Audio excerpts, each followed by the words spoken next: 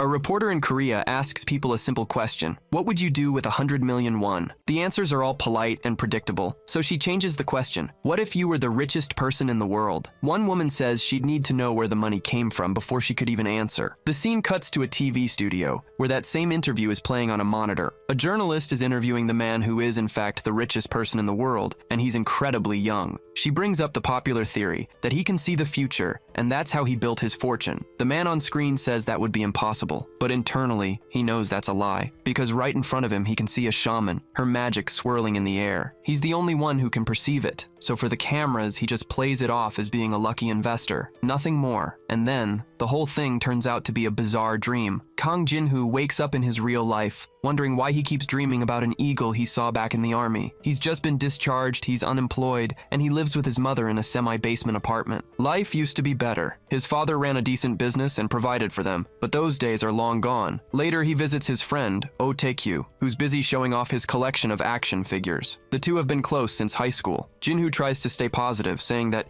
even without money, he got into a prestigious university and plans to land a good job after graduation. He even thanks Tae-kyu for keeping his mom company last Christmas when he couldn't come home from the military. Seeing his friend is down, Tae-kyu decides to share some good news to cheer him up. He recently found the password to a Bitcoin account he'd lost a while back. Jin-hoo remembers that incident well. Tae-kyu cried like a baby after losing the password, especially since he'd sold his character in the game Rutnia to buy the crypto in the first place. Tae-kyu says he found the password on a random slip of paper. As of yesterday, the coin was trading at 1,121. Jin-hoo does some quick math and figures that must be a pretty nice sum by now. His friend confirms it. The total value in the account is 13 billion won. Tae-kyu admits he could barely believe it himself, but he swears he isn't lying. The only catch is he can't access the money yet. He moved it all onto an exchange platform, figuring the price would just keep climbing. Jin-hoo is sick with envy, kicking himself for not taking that game more seriously, but then a thought occurs to him. He and Tae-kyu used to play together. He reminds his friend that Tae-kyu was the one who convinced him to sell his character too, so naturally, he's entitled to a piece of the fortune. Just then, Jin-hoo sees it again, the eagle from his dreams. Only this time, he's wide awake. He has no idea why it's here. The eagle flies closer, and then it's clear this is no ordinary bird. Its spiritual nature becomes visible, but only to Jin-hoo. His shocked reaction completely freaks out his friend, who sees nothing. Ignoring him, Jin-hoo asks Tae-kyu what he knows about Mountain Hill. Tae-kyu is confused. That's the name of the crypto exchange he's using. He asks how Jin-hoo could possibly know that. Jin-hoo just had a vision of Mountain Hill collapsing. He can't explain it, but he knows the eagle is the reason. He starts taking this seriously. If this vision is real, his friend is about to lose everything. He tells Tae-kyu to sell all his crypto, right now. It's not going to go up in value. Tae-kyu is obviously rattled, but Jin-hoo insists he can't explain yet and begs his friend to just trust him. Tae-kyu says he already had his sister open a dollar account for cashing out, so he'll use that to sell. But he makes it clear that once this is over, he expects a very convincing explanation. As Tae-kyu gets to work, Jin-hoo sees the eagle vanish. He takes it as a sign he did the right thing. Still, he has no clue what's actually going on. A moment later, his friend lets out a gasp. The Mountain Hill server just went down. He managed to sell everything just in the nick of time. That's all the proof Jin-hoo needs. He wasn't hallucinating. The eagle was real, and it was a warning. Just to be sure, Tae-kyu reports that the platform server is back online, but every single account has been wiped clean. He turns to Jin-hoo and asks if he had something to do with this. Jin-hoo is just as confused as his friend, but he figures the truth is his only option. He tells Tae-kyu he thinks he might have just gained the ability to see the future. A year ago, Kang Jin-hoo was still in the army, running a training exercise. That's when he saw the strange eagle for the first time. Its sudden appearance put him on edge. Weirder still, he was the only one who saw it. None of his squad mates noticed a thing, which only made Jin-hoo more unnerved. Then came the warning. An explosion was imminent. He saw a mortar being prepped for another shot and figured that had to be it. He didn't fully trust the premonition, but his survival instinct screamed at him to take cover. And because he listened, he was the one who walked away from the blast. Back in the present, he's telling this story to his friend Tae-kyu, who just chalks it up to dumb luck. But Jin-hoo insists that without the eagle's warning, he would have ended up just like the others, not in one piece. He adds that the army doctor dismissed the eagle as a false memory, a side effect of the trauma. Tae-kyu points out that this has happened twice now. That's not a coincidence. Jin-hoo agrees, but he's surprised his friend is buying it so easily. Tae-kyu's explanation is simple. He's watched too much anime to be surprised by anything. With that settled, Jin-hoo moves on to more important business. He wants his cut of the fortune Tae-kyu just made. He reminds his friend that he sold his game character to fund that investment, so a share of the profits is rightfully his. Taekyu says he'd love to, but he can't pay him yet. The problem is taxes. Jinhoo, an economics student, dryly asks if he's planning on opening a tax haven. Turns out, yes. Taekyu explains his sister told him the income tax on his Bitcoin profits would be in the billions if he declared it. So to get around that, he set up a shell company in the US called OTK Company, a literal tax haven. He figures it's only a matter of time before he can quit working and just live off his investments. Jinhoo knows it's not that simple, but either way, he wants his money. Taekyu promises to pay him what he's owed, which puts Jinhoo at ease. A little while later, he checks his bank account and sees a transfer from Taekyu. It's only a partial payment for now. Taekyu promised to send the rest once all the tax haven bureaucracy is sorted out. Still, Kang Jinhoo leaves the bank with a smile. He finally has enough money to help his mother and treat himself, so he heads to a shopping mall. As soon as he arrives, he spots a commotion. Some woman is making a scene, screaming at an employee for supposedly stepping on her shoes. The store manager tries to de-escalate, telling the employee to just apologize to the customer, but Kang Jinhoo recognizes the employee. It's his mother. Kang Jinhoo is horrified to see his mother being humiliated. All this time, he thought she had an office job. She'd never told him the truth about her work. He steps in just before she's forced to her knees. He wants to know what could possibly be so serious that it requires someone to kneel and beg for forgiveness. The woman causing the scene demands to know who he is to interfere. Kang Jinhoo tells her he's the cleaner's son. His mother tries to hide her face, but he makes it clear he isn't ashamed of her at all. The rich woman is taken aback, but she's not about to back down. She claims the mop touched her foot, and that's why she demanded an apology. Jinhoo can't believe she'd humiliate someone over something so ridiculous. Annoyed, she snaps that her shoes cost 600,000 won, far more than a cleaner could ever afford to replace. So Jinhoo pulls out 600,000 won on the spot. He tells her to apologize to his mother, take the cash, and leave. The woman realizes she's being filmed and decides not to make the situation any worse for herself. She forces out an apology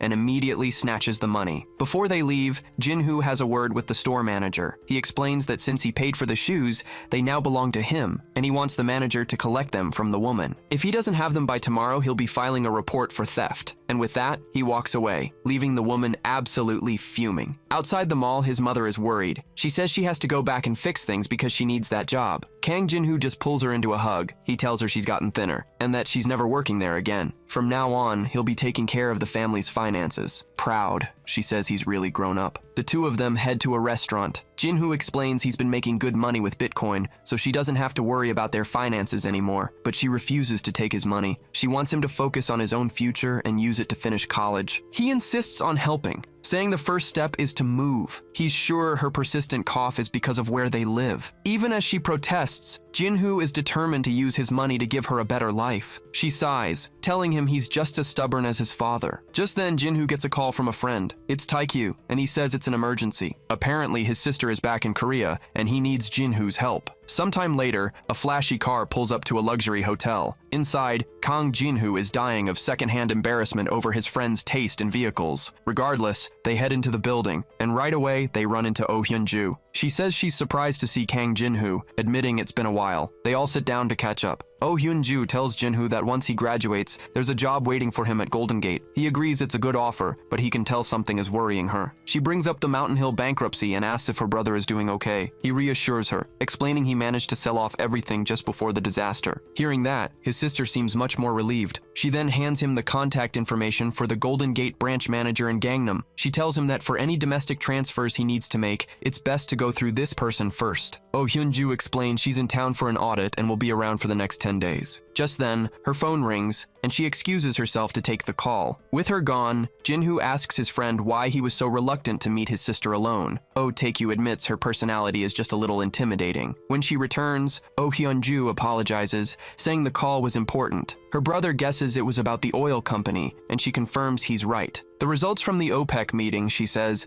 are being announced tomorrow. The moment he hears that, Jinhoo sees the spirit eagle again. It's here to give him another prediction. The vision is clear, an agreement to cut oil production. He asks Oh Hyun-ju what the OPEC meeting is about. She tells him it's about a production cut, exactly what he just saw. She explains that gold and oil are the world's true assets. Countries all over the globe want them, especially the US, which is the biggest buyer despite not being a top producer. But the development of shale gas and oil changed the market, causing a revolution. The problem with shale, however, is that it's expensive to produce. The forecast is that more than half the companies in the business will go bankrupt. That's why these emergency meetings happen. Sometimes everything has to be decided in a hurry. Trying not to reveal what he knows, Jin-Hoo suggests the deal Oh Hyun-ju is waiting for might not go as expected. When she asks why he thinks that, he just says it's a gut feeling. Oh Hyun-ju is impressed, but reminds him that intuition and information are two very different things. After a while, they say their goodbyes. In the car, Jin-Hoo realizes that if his prediction is right, the price of an oil barrel is about to shoot through the roof. He could buy oil in advance and make a massive profit. All his predictions have been right so far, so he knows this one is too. The only problem is cash. After all his recent spending, he's only got $275 in his account. He has to wonder if investing everything he has is the right move. Oh Taekyu, meanwhile, says he noticed Jin-Hoo acting strange while talking to his sister. He asks if he had another one of his visions. Jin-Hoo admits his friend's intuition is pretty good. He tells him what he learned about the OPEC agreement. Taekyu immediately understands the play. They need to buy oil, but he has one very practical question. Where are they supposed to store it? Later, at Taekyu's house, the two are studying the oil market. Kang Jin-Hoo explains that crude oil isn't just for fuel. It's a raw material used by countless industries. Taekyu sends over the rest of the money he owed him. Jin-Hoo says the next step is to buy oil on the New York Stock Exchange. But since he can't be absolutely certain, he only wants to put in $300,000 for now. Taekyu says he's in too, but he's betting $10 million. Kang Jin-Hoo points out that this is an incredibly high-stakes gamble, but his friend has total faith in his predictions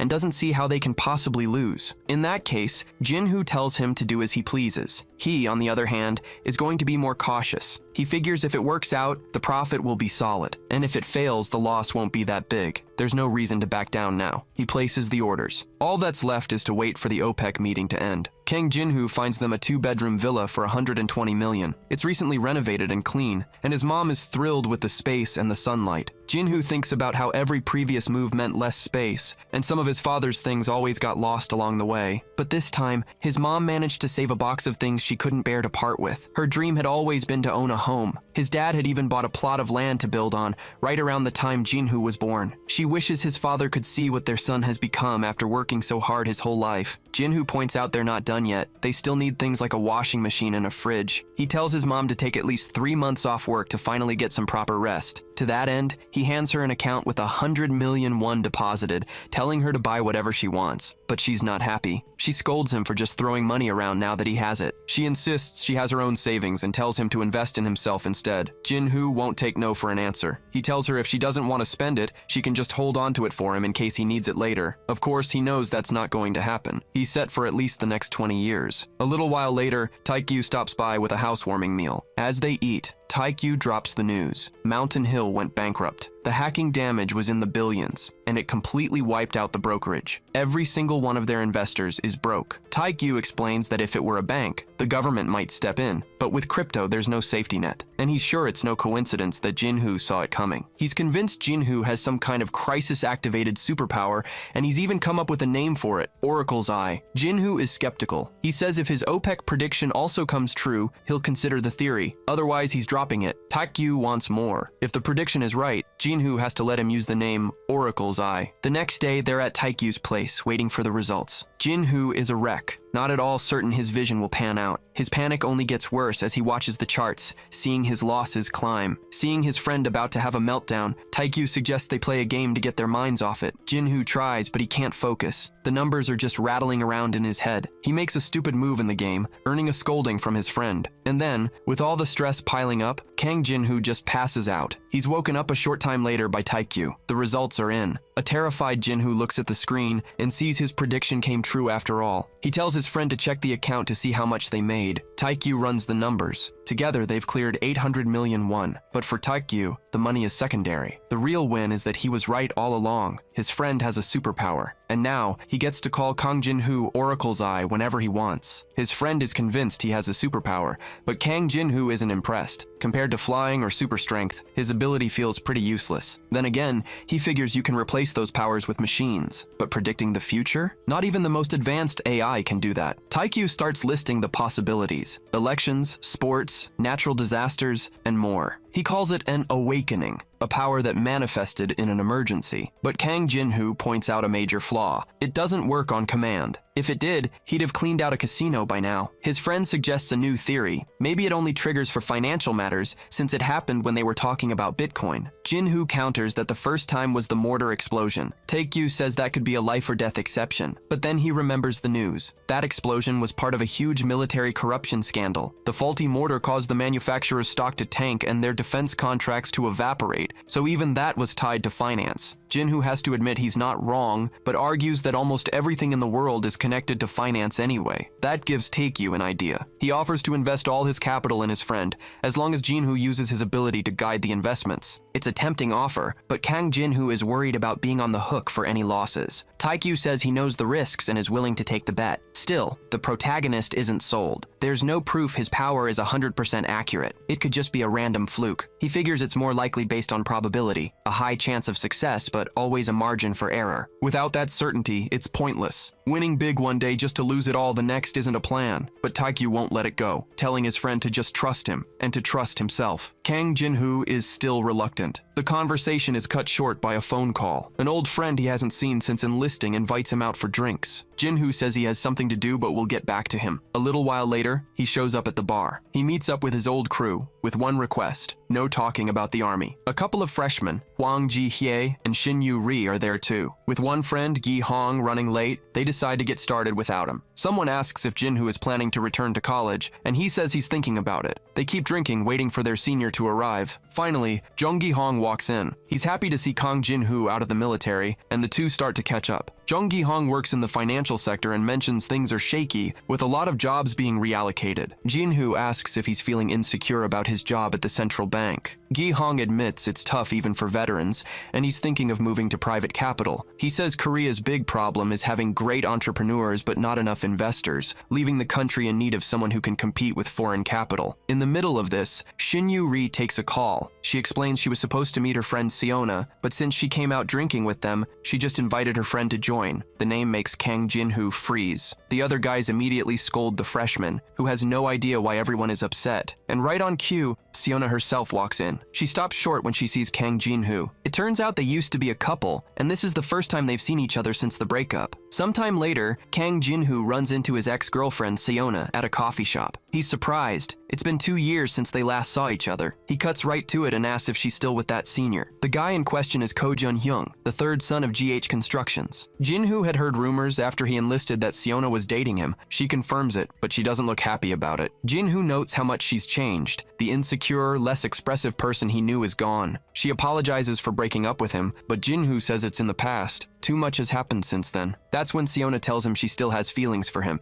explaining that she always felt she could trust him. She admits leaving him for a rich guy was selfish, but she did it for her future. When he presses her, she says it was all to achieve her dream, to be successful. And with that, she leaves. Watching her go sends Jinhoo reflecting on his own life. He remembers losing his father and not even being able to afford a proper funeral because they'd lost their house. Siona breaking up with him in the middle of all that was a massive blow. With no other options, he joined the army, leaving his mother alone to carry the burden. But now, thanks to Taekyu, he's recovered billions of won and made huge profits from his own investments. Still, something bothers him. He has 13 billion won in his hands, but he doesn't feel like he's achieved anything real. What does success even mean? As he's lost in thought, the spirit eagle appears again, but this time it's different. The creature feels more intense than before. Suddenly, Jinhoo is hit with a strange vision, and he understands that just like last time, what he saw is destined to happen. Later, Kang Jinhoo goes to Taekyu's house. He wakes his friend up and declares that together, they're going to achieve true success. The next morning, Jinhoo wakes up with a massive hangover. Taekyu explains that he showed up drunk and passed out. Jinhoo can only recall fragments of the night before, the eagle's vision, and making some kind of vow with his friend. Jinhoo points out that Taekyu never really invested. He just got lucky buying crypto at the right time. Jinhoo, on the other hand, has made some real, albeit small, investments. He admits he only put in 1 million won and lost half of it, which is why he stopped. Taekyu agrees his knowledge is limited to 1 year of college, but he also knows he's sitting on a fortune most people will never see in their lifetime. Jinhoo explains the advantage that gives him. To make 100 million from 10 million, you need a 1,000% return. But with 10 billion, you only need a 1% return. That's the power of his friend's capital. Taikyu is ready to start, saying it sounds fun, almost like a game.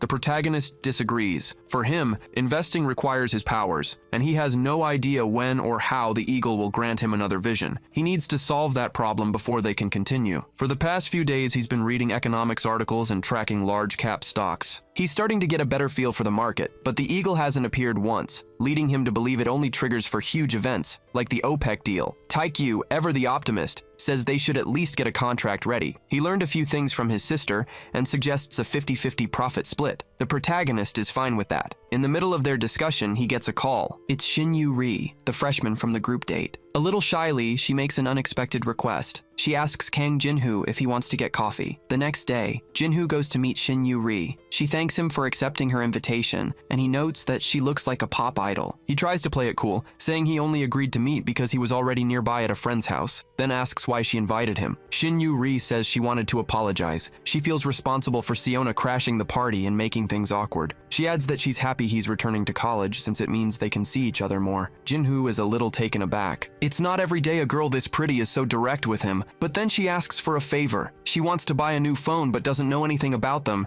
and she needs his help. So much for her being interested. He was just her free tech support for the day. Regardless, they head to an electronics store. While Shinyu Ri is looking at phones, Jinhoo thinks he should probably get a new one too. The moment he touches a smartphone on display, the spirit eagle appears. It gives him a simple message. This model will be discontinued. Jinhoo doesn't understand the warning at first. When Shinyu Ri asks what he's looking at, he just plays it off. Inside, though, he's relieved. It's confirmation that his powers haven't disappeared. A little later, Shinyu Ri leaves the store with her new purchase. Jinhoo can't resist telling her that her new phone will probably be discontinued soon. She asks how he would know that. He immediately backpedals, claiming it was just a joke. Then he makes a quick exit, saying he has an urgent appointment. Shinyu Ri is left disappointed, since she was hoping they could get lunch. Jinhoo, meanwhile, is rushing straight to his friend's house to share what he's learned. He knows Taikyu bought the exact same phone and wants to warn him as soon as possible. Taikyu explains the market situation. Samsung sells a huge range of smartphones, but Apple currently leads the high-end sector. To compete, Samsung developed this top-tier model, the L6, and it's been selling extremely well in Korea. This just makes Jinhoo more confused. Why would a bestseller be discontinued? Taikyu figures it must be a patent dispute, since the two companies are constantly fighting in court. But Jinhoo points out that in those cases, the losing company just pays a fine and moves on. The two of them spend the whole night trying to figure out the real reason. The answer comes screaming in the next morning. Taikyu wakes Jinhoo up, yelling that his smartphone exploded while it was charging. He's had the phone for less than a week, and it's already defective. And in that moment, they both realize they've found the answer they were looking for all night. A little later, they do some digging online and discover plenty of other people are having the same problem. Taikyu realizes Samsung is trying to keep a lid on it, paying people off to stay quiet. He also figures the defect is more common than it seems. Since the phone sold so well, the number of cases is only going to grow. The protagonist is now certain a recall is coming. The only question is when and how to time the investment. The next day, Taikyu gets a visitor. It's a tech from Samsung sent over after he reported the issue. They also offer him compensation if he agrees not to post about it online. This confirms all of Taikyu's suspicions about the cover-up. At this rate, the phone will be discontinued very soon. The protagonist calculates that if the phone is discontinued, the company will lose 40% of its operating profit. That means it's not a time to buy stocks, but to sell. The problem is, they don't own any shares to sell. But Taikyu has an idea: short selling. He explains the concept. You borrow shares, sell them high, then buy them back when the price crashes. The difference is your profit. The protagonist thinks it over. Even with a recall, the stock would probably only drop 30% at most. With the 13 billion they have, the return wouldn't be that spectacular, but he has an idea to make even more. For that, he'll need an expert in derivatives. Taikyu suggests asking his sister, since she's a master at this stuff, but the protagonist, Jinhoo, knows Hyunju would not be happy to find out what they're up to, so he suggests someone else, Park Sang-yeop, the president of the Real Investment Club. Whatever people say about the guy, there's no denying he's a genius. Park Sang-yeop grew up in Australia,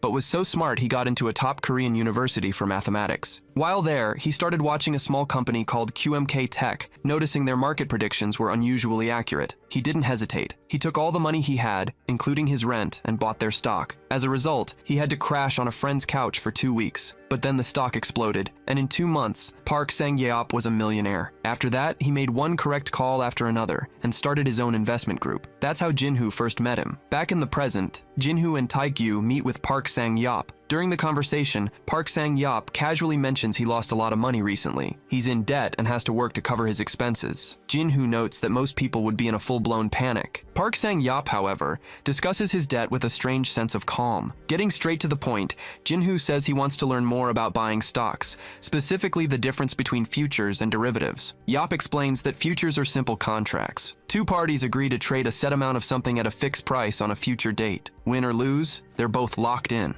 Derivatives, on the other hand, are options with an expiration date. There's a buyer and a seller, and the buyer has the right to choose what to do. While it seems the seller is at a disadvantage, they actually have a higher win rate in the market, so they set the terms very carefully. He gives an example of a put option with a low chance of success. If a buyer invested 1 billion, the payout could be as high as 9 trillion. But Park Sang-yeop says that almost never happens, because bad news is far more common than good. When something bad does happen, the price of put options can shoot up hundreds of times, and the seller is legally required to pay out. That's all Jinhoo needs to hear. He lays out his plan. He's going to short Samsung's stock. He tells Yeop that their newest phone is about to be discontinued because of a major manufacturing flaw. Park Sang-yeop asks if he has any proof. Jinhoo can't reveal his powers and offers no real evidence, so Park Sang-yeop warns him not to play around with this. A gamble like that could bankrupt him. Jinhoo thanks him for the advice and they part ways. He now has all the pieces he needs to put his plan into action. At his friend's place, Jinhoo lays out the plan. 70% in put options, the rest in short selling. He explains that while the explosion reports seem like isolated incidents,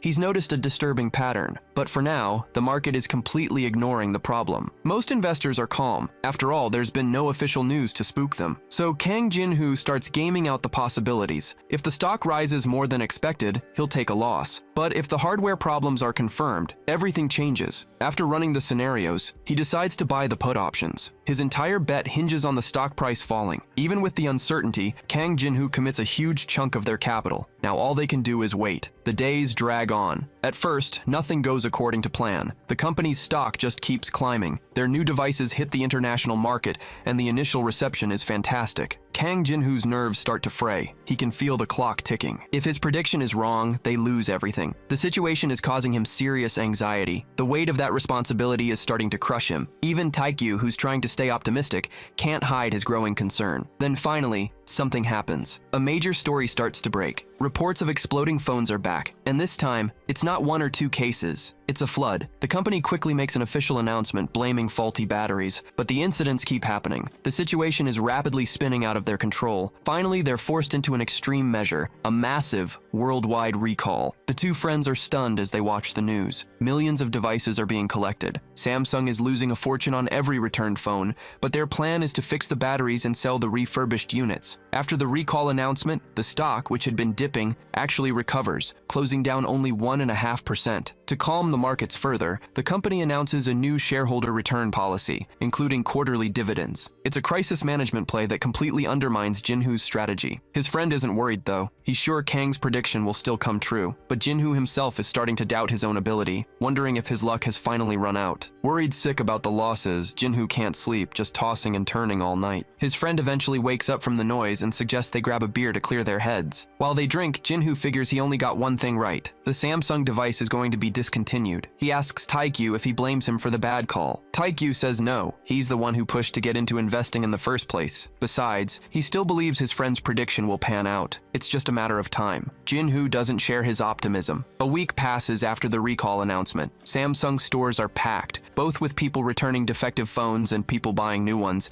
Their stock numbers start to climb again, fast, and as they do, Jinhoo's losses just get bigger. The short sales he made cushioned the blow slightly, but it's not enough. Taekyu has lost nearly everything he made from Bitcoin. Jinhoo knows that even with the little he has stashed away, this is going to be ugly. He thinks he should have just listened to Park Sang-yeop, but Taekyu says he has no regrets. He's been broke before, he can handle it again. Far away, a plane runs into trouble. A smartphone has just exploded mid-flight, endangering everyone on board. Worse, the phone was a replacement model issued after the recall. This proves the problem was never the battery, as the manufacturer claimed. Back with our guys, Jinhoo wakes up with a start. He had a strange dream about the eagle. He tells his friend that in 4 days, something huge is going to happen to Samsung's stock. After waking from that terrifying nightmare, Kang Jinhoo is still on edge. The vision felt too real to just ignore. He's convinced it wasn't a normal dream. So he and Taekyu start digging into the Samsung case all over again. Right away, things don't add up. The company officially blamed it all on defective batteries, but certain details still bother Jinhoo. New reports of explosions are still popping up, even after the company did a full battery replacement. The airplane incident makes headlines, and soon, airlines are banning the device on all their flights. With their stock price in freefall, Samsung executives call an emergency meeting. The vice president takes charge, admitting to the room that they still don't know the real cause of the problem. The other directors debate what to do. Some argue for just continuing the recall,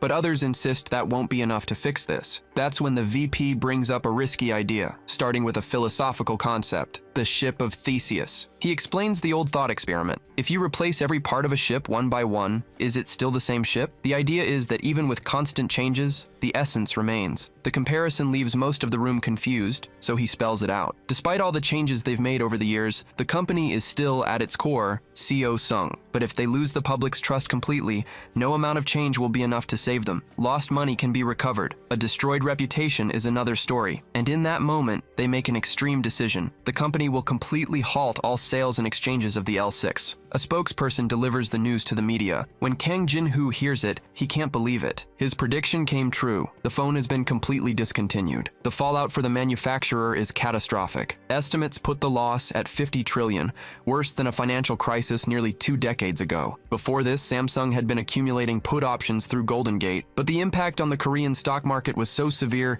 that even Golden Gate took a considerable hit. But an analyst reports something strange. Someone bought Samsung shares through Golden Gate right before the accident, and they weren't shorting the stock. A furious Samsung shareholder orders his people to find out who it was, convinced they had insider information. Speaking of which, Kang Jinhoo and his friend are just trying to process the situation. For a moment, they're in total shock. Then reality sinks in. They realize just how much money they're about to make now that their prediction has come true. The profit margin is even bigger than they imagined, and the two of them celebrate harder than if they just won the lottery. Sometime later, Taekyu finishes the calculations. Their total profit from the stocks is 685 billion. Jinhoo notes they were just shy of $1 trillion. As they agreed, Taekyu says half of that profit belongs to Jinhoo. The offer is a strange thing to hear. Just a little while ago, Jinhoo was an unemployed ex-soldier. Now he has so much money, he has no idea how to spend it. He feels a little guilty taking it, especially since his power almost led them completely astray. But Taekyu insists. It was Jinhoo's prediction that made them rich, so a 50-50 split is the only fair outcome. Jinhoo reflects that he really does have a true friend, someone who never once tried to cheat him. Still, thinking about how his powers almost failed him, he decides he needs to be more cautious. He has no idea what's coming next. The best move is to keep his abilities a secret. Besides his mom, Taekyu is the only person he can trust. While Taekyu celebrates their windfall, Jinhoo feels a pang of guilt for profiting from a national crisis. Taekyu points out that they weren't the ones who caused the devices to be discontinued. Jinhoo knows that, but he also knows Samsung's stock plummeted while its foreign rivals saw a huge boost. His friend tells him to just enjoy the win and leave the bigger problems aside. Besides, they have a practical issue. If Taekyu transfers Jinhoo's share legally, the taxes will be astronomical, and paying in cash is impossible. There's nowhere to even put it all. Jinhoo admits this is a problem he never imagined having. Taekyu wants to reinvest for an even bigger return, but Jinhoo warns him that as your capital grows, it gets much harder to make money. Jinhoo thinks to himself that he's already earned enough to live well for the rest of his life without a single worry. But is it right to stop now? After all, he's had another vision, one he hasn't shared with his friend yet. Jinhoo tells Taekyu he's going to see this through to the end, but he'll understand if Taekyu wants to stop here. Taekyu immediately says he's not stopping. He's with Jinhoo all the way. Then, he lays out his plan for their money problem. He's already established his company, OTK, in Delaware in the US. The state offers tax exemptions on donations, which allows them to bypass the Korean government. Taekyu then asks to see the contract he gave Jinhoo. He takes the document and rips it to shreds. He says a 50-50 split doesn't make sense anymore. He suggests they renegotiate to 80-20. Jinhoo doesn't understand the sudden change. He feels cornered with no real choice in the matter. But to his surprise, Taekyu clarifies he'll take the 20%. The 80% is for Jinhoo. Confused, Jinhoo asks why he'd suddenly suggest a split like that. Taekyu explains that their dynamic has changed. Before he had the capital and Jinhoo had the predictions, but now Jinhoo has his own capital to invest, so a 50-50 split would actually be unfair to him. Taekyu says the best investment he can make right now isn't in a company but in Jinhoo himself. He argues that whatever he gives up now is nothing compared to what they can achieve together in the future. Besides, he's already earned enough for a good life. Taekyu is confident that going all in is the right move because he trusts his friend. He adds that with an 80% share, Jinhoo should be the one running the company's administration. Since he's been studying the subject, he's the ideal person for the job. And with that, Kang Jinhoo becomes the CEO of OTK Company. Jinhoo feels ashamed for ever having doubted his friend. He realizes now that he was right to trust Taekyu's decisions. With the end of the year approaching, Taekyu asks Jinhoo what he did for Christmas last year. Jinhoo was stuck shoveling snow in the army. He turns the question back on his friend. Taekyu says he spent it with his mother, figuring she shouldn't be alone on such an important day. Changing the subject, Jinhoo tells Taekyu to wire a clean 800 million won to his Korean account. He wants to handle the taxes properly. Taekyu digs out the account info his sister gave him and asks what the money is for. Jinhoo says he's heading out to buy a Christmas present for his mom. He walks into a real estate agency, where the agent immediately sizes him up as a college student looking for a cheap rental. But Jinhoo clarifies he's not there to rent. He wants to buy a house. The agent is taken aback, warning him that houses in this area can go for up to 1 billion won. Jinhoo just points across the street and asks how much that specific house costs. She tells him a property like that runs about 600 million. So Jinhoo says he'll take it. Realizing this isn't a joke, the agent offers to check for similar listings. But Jinhoo is firm. He doesn't want a similar house. He wants that exact one. The agent has to break it to him that the house isn't for sale. Jinhoo asks if the owner might change their mind if he offered a price well above market value. He then pulls out a bag of cash, offering to add 200 million on top. He wants to know if that will be enough. The house belongs to a woman named Kim Mi-ja. Owning it was once her dream, but it quickly soured. The 20-year-old building needed expensive repairs, the commute was long, and its value had plummeted. She was stuck. Then one day, she gets a call. A young man is offering to buy her house for far more than it's worth. The number is so high, Kim Mi-ja nearly has a heart attack. But her first thought isn't relief, it's suspicion. She figures if someone is offering that much, the house must be worth even more than she knows. So she tells the agent she'll think about it. Her husband insists she take the deal immediately, but Kim Mi-ja has other plans. She calls the agent back and tries to negotiate a higher price, demanding a full billion. The agent informs her the client has already walked away and is looking at a cheaper property. Panicked, Kim Mi-ja begs the agent to get him back, desperate not to lose this once-in-a-lifetime opportunity. A few days later, the agent calls. She says she convinced the buyer to come back and asks if Kim Mi-ja will accept a down payment before he changes his mind again. Kim Mi-ja agrees. The agent then asks if she can vacate the property by Christmas. The woman protests that she has nowhere to go on such short notice. So the agent mentions the buyer is offering an extra 20 million if she's out by December 25th. Suddenly, Kim Mi-ja says she can be out in 24 hours. Back with Jinhoo, he's satisfied the deal is done. This was his childhood home, where his family lived when his father was still alive. He knows he overpaid, but he didn't want to wait. The goal was to surprise his mother for Christmas. The real estate agent congratulates him on the purchase. Out of curiosity, she asks why he was so set on that specific property. Jinhoo gives her a vague answer, and she gets the hint not to ask any more questions. Later, as he walks through the streets, he sees everyone else out shopping for presents. He looks at a photo on his phone of his complete family. That was the real reason he bought the house, but the agent didn't need to know that. He then calls his mom, telling her he's on his way home. Sometime later, Jinhoo tells his mom they're going out for a special dinner, with Taekyu waiting outside to play chauffeur. His mom is curious about their destination, but Jinhoo just says it's a surprise. On the way, he gets a call from the freshman, Shin Yu-ri. She gets straight to the point. She wants to know how he knew her phone model was about to be discontinued. He tries to play it off, but she confirms it happened exactly as he predicted. Jinhoo cuts the call short, saying he's busy and will get back to her. Then he sees a text from Park Sang-yo asking the same thing. This little phone tip is starting to become a problem,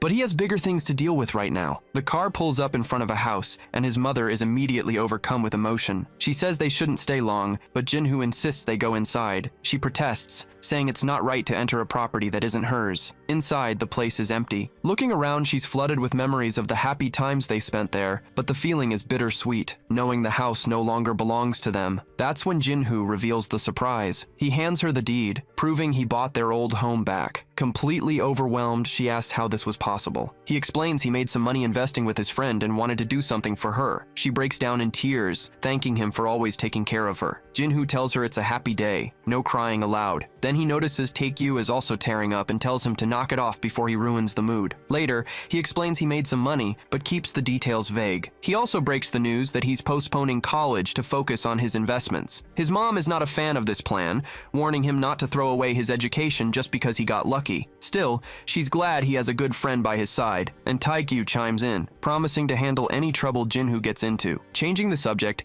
his mom notes the house needs a lot of work, which is probably why the last owner sold it so quickly. Jinhoo assures her it's not a problem. He'll take care of the renovations, and they can move in as soon as it's ready. Taekyu reminds them they have a dinner reservation to get to, so they head out to celebrate. Jinhoo reflects that with his father gone, the responsibility of caring for his mother falls to him. He promises to do his best, hoping his dad can finally rest easy. A while later, Jinhoo is helping Taekyu move into a new place. They decided that to grow the business, they needed a proper base of operations, so Taekyu bought a bigger house. He clearly didn't skimp on the purchase, insisting it was a necessary expense. Inside, Taekyu claims the first floor for their office, leaving the second floor for Jinhoo. After unpacking, Taekyu is already eager to go shopping. Jinhoo has to ask if he hasn't bought enough already. Taekyu says that's the wrong question. It's not about what to buy, but seeing the absolute limits of what he can buy. Jinhoo suspects this is just a fancy excuse to buy more manga and anime figures. Sometime later, they arrive at a massive department store. A salesman greets them, but Taekyu is just browsing until he spots an enormous TV. The salesman explains it's a brand new Samsung model, and Taekyu immediately says he'll take it. There's just one problem. It's a display piece and not for sale. Taekyu doesn't care. He insists on buying it, and then proceeds to pick out a whole range of other high-end electronics and appliances. Stunned, the salesman asks if he'll be paying in installments. Taekyu says no, he's paying in cash. He explains he's just returning a favor to Samsung, so he'll be taking at least one top-of-the-line product from every category. After their shopping spree, Jinhoo suggests his friend might have gone a little overboard, but Taekyu just says he's repaying Samsung for their recent earnings. Back home, Taekyu gets to work redecorating the entire house, creating luxurious leisure spaces and even remodeling the bedrooms. He announces he's also set up a proper office. Once it's ready, it'll be their base for more profitable negotiations. Then he brings up one more piece of business, the company registration document they signed. Jinhoo looks at the contract, and it finally sinks in. He and Taekyu are now officially investor partners. They hold their first meeting in the new space. Jinhoo says there's no longer any doubt about his ability, but he's identified some serious gaps. He can't control when the eagle appears, so he can't just predict the future whenever he wants. The visions he does get are also vague and limited. He gives an example. If he saw that a piece of land was going to increase in value, he'd have no idea if it would happen in a week or a year. On top of that, there's the risk that their actions could change the future, possibly making things even worse. Taekyu agrees it's a problem. Natural disasters are one thing, but human actions are a completely different variable. He points out that their Samsung play could have easily gone sideways. The company could have made even riskier moves, and they might have gotten their money, but only after waiting years for a resolution. Using Jinhoo's land example, he adds that if a plot of land they invested in became too valuable,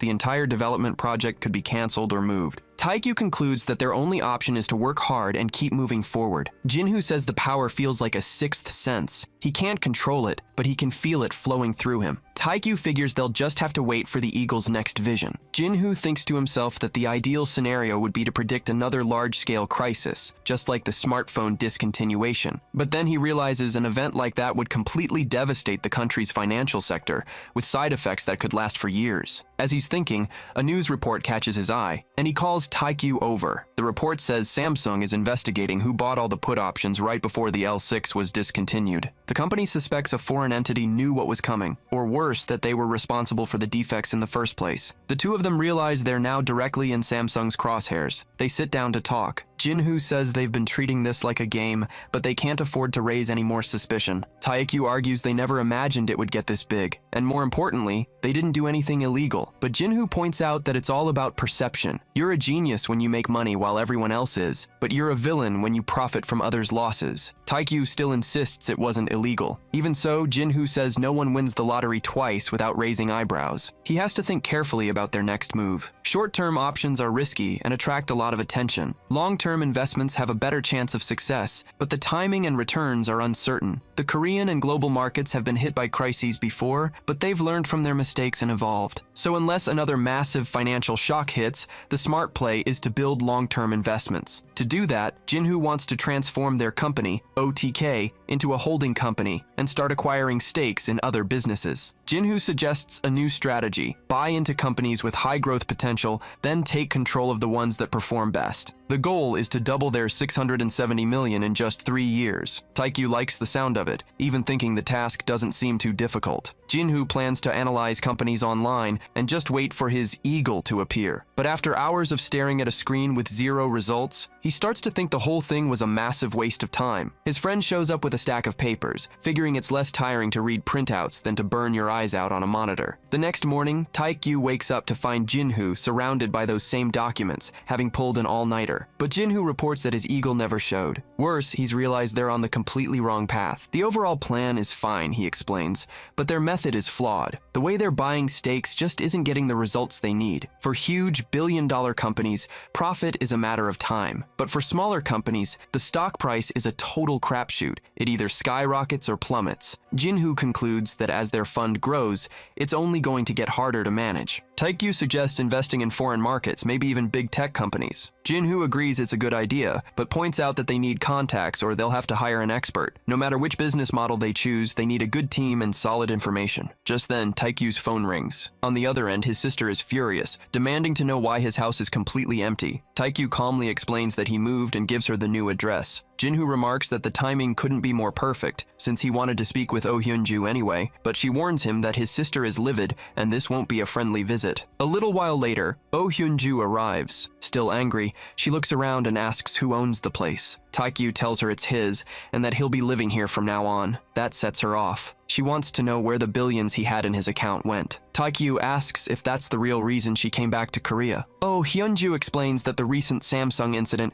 shook the entire Korean market. But there's a rumor going around about a certain entity that bought a massive number of put options right before the news broke. As it turns out, this entity has an account at Golden Gate where she works. The trade was so huge, it massively boosted the Asian branch's balance sheet. She already knew that shell companies often use random letter combinations, so she had a hunch OTK was one of them. Then, a senior colleague connected the dots, mentioning he'd processed a transfer of over 10 billion won to a foreign account. Since Oh Hyun-ju was the one who opened the account for her brother, she had the authority to check his transaction history. To her horror, she discovered he'd spent every last one on Samsung put options. She demands to know what on earth he's been doing. Jinwoo immediately realizes she knows everything. Taekyu, however, just admits he bought the options and asks what he did wrong. Oh Hyun-ju tells him that because of his trade, the Financial Supervisory Service has formally requested documents from Golden Gate. They want OTK's transaction records and details on its owners. She says they're lucky for now because Golden Gate doesn't have that information, only the country where the company was established. But that refusal to cooperate only works on domestic institutions. Sooner or later, the truth will come out. She lays out the situation. OTK is under suspicion of using insider information,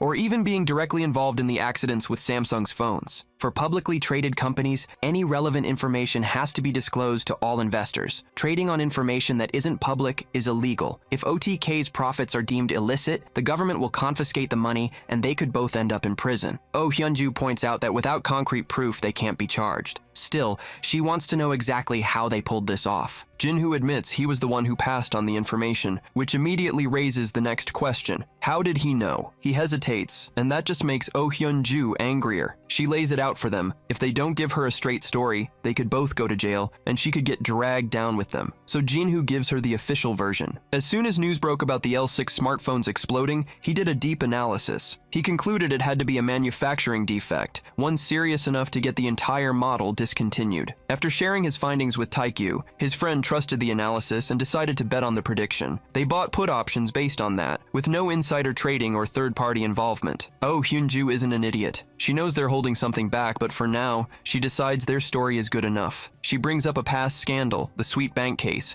where a group manipulated stock prices to profit from the crash. The Those guys made about 50 billion won, but these two kids, working out of a single room, made more than 10 times that amount. She explains that the Sweetbank incident led to much stricter regulations, but what they did with Samsung is completely unprecedented. Even with protective hedges, a firm like Golden Gate lost $20 million, all because two investors used a faulty product to make billions. If OTK were a Korean company, she says, the three of them would be in court right now. But since the company is established overseas, they're in the clear. She looks at them. They made a huge mess with 13 billion. What? She asks. Do they plan to do now that they have so much more? Taekyu explains the new company structure. Jinhoo owns 80% and he took the other 20. His sister is floored. She asks why on earth he would give Jinhoo the majority stake. Taekyu's logic is simple. Jinhoo brought the information and suggested the play. He just put up the capital. Oh Hyun-ju calls the arrangement ridiculous. In the financial world, the person with the capital takes the biggest cut. She tells her brother he basically just gave the company away. But Taekyu knew exactly what he was doing. He needed Jinhoo to manage the company so they could continue investing together. His sister isn't convinced. She calls their last investment a lucky break and asks if they really intend to continue with this madness. Taekyu confirms he has a plan, but he needs her help to make it work. To sweeten the deal, he offers her 3% of his shares, the equivalent of 20 billion won. Jinhoo chimes in, saying he understands her concern about him running things, but he promises he isn't reckless. He also points out that she wouldn't have to quit her current job. In fact, she could use her position to bring them valuable information. Oh Hyunju's response is to send Jinhoo out to buy her a coffee. As he leaves, Jinhoo thinks about her. Oh Hyunju has been a genius her whole life, getting into a top economics program with the best scores. She landed a job at one of the world's most exclusive investment banks and quickly became a team leader. Her brother, meanwhile, spent half his life slacking off before accidentally becoming a billionaire. Jinhoo can see why accepting a job offer from him would be a tough pill to swallow. When he gets back, Taekyu tells him the good news. His sister is in. Then, Oh Hyunju sends her brother out to buy her cigarettes. She wants to talk to Jinhoo alone. Jinhoo thanks her for joining them, but she's practical. The offer was too tempting to refuse, and she knew if she said no, they'd just find someone else. Besides, she admits, this is the first time her brother has ever been serious about anything that wasn't one of his otaku hobbies. She still thinks their investment was reckless, but she has to respect the results. She confesses she'd never have the guts for a move that risky. She expects that kind of behavior from her brother, but she was surprised to see it from Jinhoo. Jinhoo explains that he spent most of his life with no money, so he was willing to risk everything for a chance at a real score. He figures all the world's greatest investors had to take a huge risk at some point, and this was his. Oh Hyunju reminds him that the financial world is full of experts, but it's also full of crooks. After 10 years in the business, even she doesn't know everything. Jinhoo gets it. She's worried about her brother. He promises her that no matter what happens, he won't let Taekyu get into trouble. Hearing that seems to put her mind at ease. She tells him she's counting on him to look after her brother and the company. And just like that, OTK Company has 3 partners. Jinhoo holds 80%, Taekyu has 17%, and Oh Hyunju is on board with 3%. Sometime later, Jinhoo lays out his next move. He'll open a separate investment firm, leaving OTK to function as a holding company. Oh Hyunju thinks it's a solid plan, but wonders how Jinhoo will manage it all. She assures him there's no rush. She's there to help. First on the list is finding a trustworthy person to run the new company, someone who can act as his right hand, and he asks for her help finding the right candidate. She comes back with some high-quality intel, an internal report from Golden Gate. Since OTK is a major client, they have the legal right to request this kind of information. Oh Hyunju has basically handed him a menu of the market's biggest upcoming trends for him to choose from. Just then, Jinhoo gets a call from Park Sang-yeop, inviting him to dinner. When they meet, Jinhoo immediately clocks the brand new suit. His friend must be dressed up for a special occasion. Sang-yeop announces that dinner's on him, which prompts Jinhoo to ask if he finally paid off his debts. Not only did he pay them off, but he has Jinhoo to thank. That tip about Samsung saved him. Jinhoo asks if he also bought put options on Samsung electronics. Sang-yeop says no. He never actually believed the L6 would be discontinued. Instead, he reasoned the real problem was the battery, which meant the battery manufacturers would take the hit. So he took the 700,000 won he had left after paying his monthly bills and bought put options on Samsung's insurer. The result? A cool 150 million won. Jinhoo is floored. Even with his future knowledge, he wasn't completely sure how things would play out, but he realizes Park Sang-yeop is a natural investor. He saw an opportunity, didn't hesitate, and risked everything he had to become a millionaire. Sang-yeop explains that after clearing his debts, the first thing he did was buy this suit. He also knows Jinhoo and his partner made a killing. A friend in the finance sector told him some foreign corporation swept up all the Samsung call options. After their last conversation, Sang-yeop had no doubt who was behind it. He adds that his friend suspected the company buying the put options was Japanese, since its name was OTK Company. It didn't take much for Sang Yop to connect all the dots. Jinhoo asks if that's the real reason for this dinner. Sang Yop says yes. Jinhoo pulled him out of a hole, and he wanted to properly thank him. Jinhoo just asks him to keep it quiet. He's not looking to make headlines. Sang Yop promises, but then immediately asks where they're investing next. Jinhoo plays it cool, saying he's not sure he'll even continue. But Sang Yop isn't buying it. He knows they're setting up a new corporation and he wants in. He makes his pitch. Jinhoo needs someone who's good with numbers and analysis to win in this market,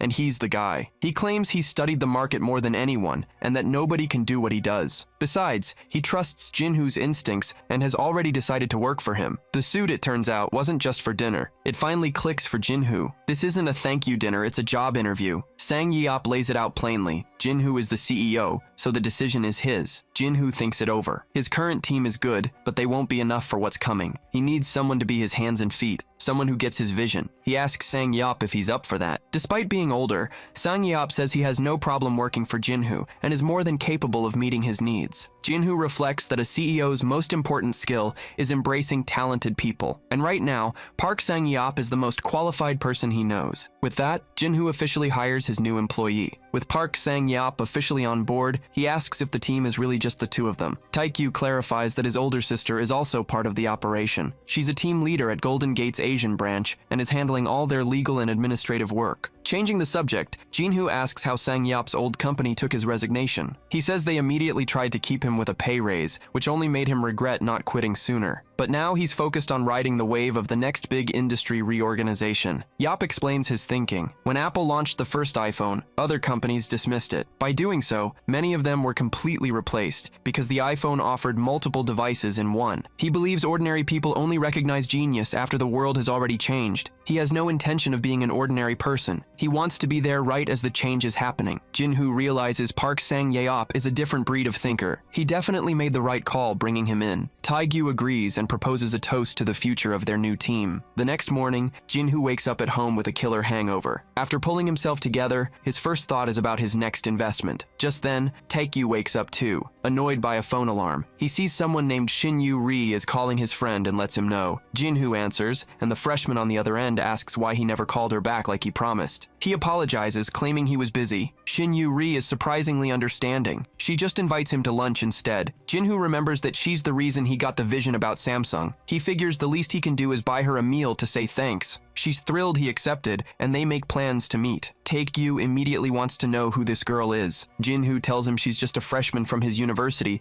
which prompts Taekyu to ask if they're dating. The protagonist says no, but his friend reminds him he has a mission to focus on. He can't afford any distractions. Jinhoo says he understands, but as he thinks about paying for lunch, he realizes he's completely out of cash. He spent everything, and his new card hasn't arrived yet. So, a little embarrassed, he has to ask his friend for a loan. Jinhoo can't help but think about the irony. Billions in offshore accounts and he can't even buy a meal. Taekyu lends him the money but tells him to be smart. A while later, Jinhoo meets the freshman at the restaurant. She asks if he had any trouble finding his way to this neighborhood. Jinhoo mentions he actually just moved to Gangnam. This makes her light up, saying they can see each other more often now that they live so close. He finds her attitude a little strange. Even his ex-girlfriend wasn't this friendly when they were together. He starts to wonder why this girl is being so nice to him. When the bill arrives, Shinyu Ri insists on paying since she was the one who invited him. She tells Jinhoo he can get it next time. She says she just didn't want to eat alone and was happy to have the company. She then points to her apartment building, which is clearly in a prime location. She tells Jinhoo he should visit sometime. The building has a great view of the Han River and a really nice lounge area. The two of them walk over to her complex, and Jinhoo notes that his own place doesn't have a walking area nearly this large. Shinyu Ri explains that while she has her own apartment, she lives alone since her parents work overseas. Hearing this, Jinhoo can only think one thing. This girl comes from money. Not just anyone can afford property in a location like this. In the middle of their walk, Shinyu Ri says something has been on her mind since they last met. Then she asks him, point blank, how did he know Samsung was going to discontinue the L6 phones? Jinhoo's mind immediately flashes to Taekyu's warning to be careful. He needs to think very carefully before he answers. Jinhoo explains that when the phone launched, so many people reported problems that he just guessed it would be discontinued. Shinyu Ri admits she thought he had inside information,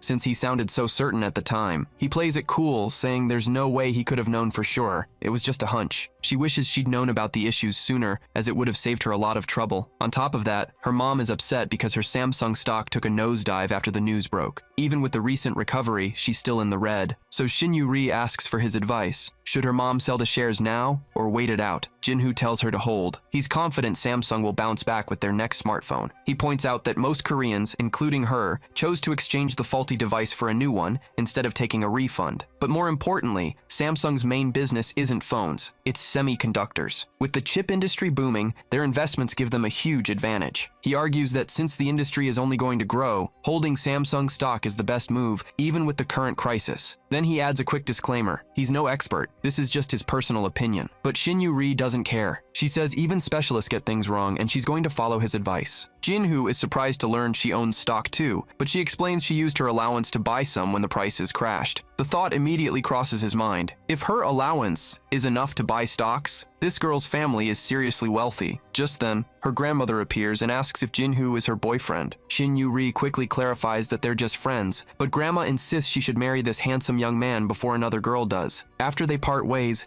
Shin Yu-ri explains her grandmother's backstory. She used to own a small shop on a piece of prime real estate, which she eventually sold to a major department store. With the money, she bought 3 apartments in the new condo building, one for herself and one for each of her 2 children. And just like that, Jin-Hoo understands the source of her family's wealth. But it's more than just a fun fact. Something clicks. He tells Shin Yu-ri that thanks to her, he's just figured out his next move. He promises to buy her coffee next time they meet, then takes off. To her, it's just Jin-Hoo being weird and running away again. For him, it's a breakthrough. He rushes home and tells his friend Taekyu he knows what to do. Taekyu's first question is whether Jin-Hoo had another vision. Jin-Hoo says no, but he realized that apartment redevelopment is the perfect model for what they want to do. He explains how a plot of land with a small house on it can be sold to a conglomerate and become a skyscraper, making the original owner rich. But that's all based on luck. The owner had no way of knowing the land would become so valuable. Taekyu asks what any of this has to do with stocks. Jin-Hoo connects the dots. For companies, the equivalent of undeveloped land is a startup. Investing in one today could mean selling that asset for a massive profit in the future. The difference is, they can't rely on luck. They have to target the startups with the highest probability of success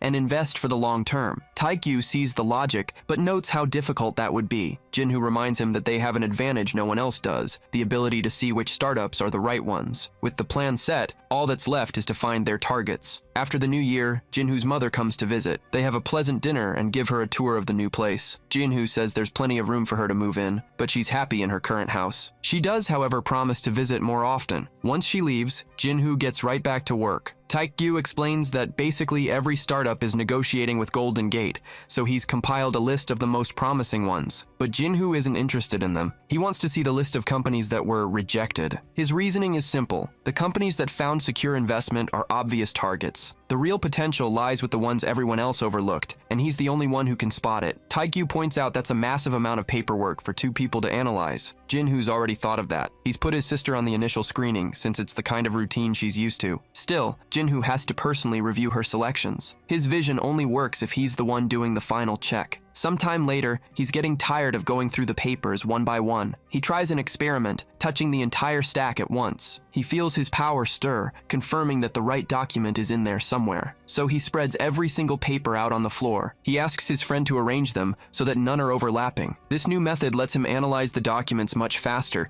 easily discarding the useless ones. Days pass. While Jin-Hoo does all the heavy lifting, Taekyu is on the couch playing video games. Eventually, Jin-Hoo presents a small stack of papers with potential, saying he's narrowed it down as much as he can. Taekyu tells him to get some rest. He's been at this for days, but Jin-Hoo insists he's come too far in 10 days to stop now, not when he's so close to the answer. Right then, he passes out from exhaustion and falls into another vision. This time, it's not an eagle, it's a unicorn. A message appears, telling him that in a partially unknown Eden, he'll find what he's looking for. Jin-Hoo is thrilled. His vision has finally come through. Jin-Hoo finally wakes up. According to his friend, he's been out for nearly 20 hours. He mentions having a weird dream about a unicorn, but the details are already gone. Taekyu, however, has been busy. He's already drawn up a list of potential investment targets and says they need to form a specialized negotiation team to get started. Jin-Hoo points out the flaw in that plan. Setting up a whole investment firm and recruiting talent will take months. By then, their target companies could easily find other investors. He has a 2-pronged strategy in mind to make sure they don't miss out. A little while later, he puts a meeting on the books. Park Sang-yap was told he'd be meeting the team, and his nerves got the better of him. He shows up way ahead of schedule, figuring it can't hurt to be early. But as he approaches the room, he overhears talk of massive investments, and his confidence takes a hit. Inside, Jin-hoo, Tae-kyu, and Oh Hyun-ju are looking at startups. Oh Hyun-ju reports that she's already scheduled meetings with foreign companies. Jin-hoo wants to avoid Korean startups for now, since OTK is still under the watchful eye of financial supervisors. He needs to keep things as quiet as possible, because he knows the plan will only work as long as his company isn't seen to be directly involved. Right then, Park Sang-yap finally makes his entrance. Jin-hoo introduces him as a senior from his university and an experienced mathematician. He then introduces Oh Hyun-ju as the head of Golden Gate's Asian team and Tae-kyu's sister. Once the pleasantries are over, Jin-hoo calls Sang-yap out for listening at the door, knowing the man is too punctual to have just arrived. He gets right to the point. He's establishing an investment firm as a subsidiary of OTK Company, with OTK as the sole shareholder, and he's entrusting this new subsidiary to Park Sang-yap, backing him with 70 million in capital and offering a personal annual salary of 100 million. Sang-yap is floored. After their last talk, he never expected to be thrown into something this big right away. Besides,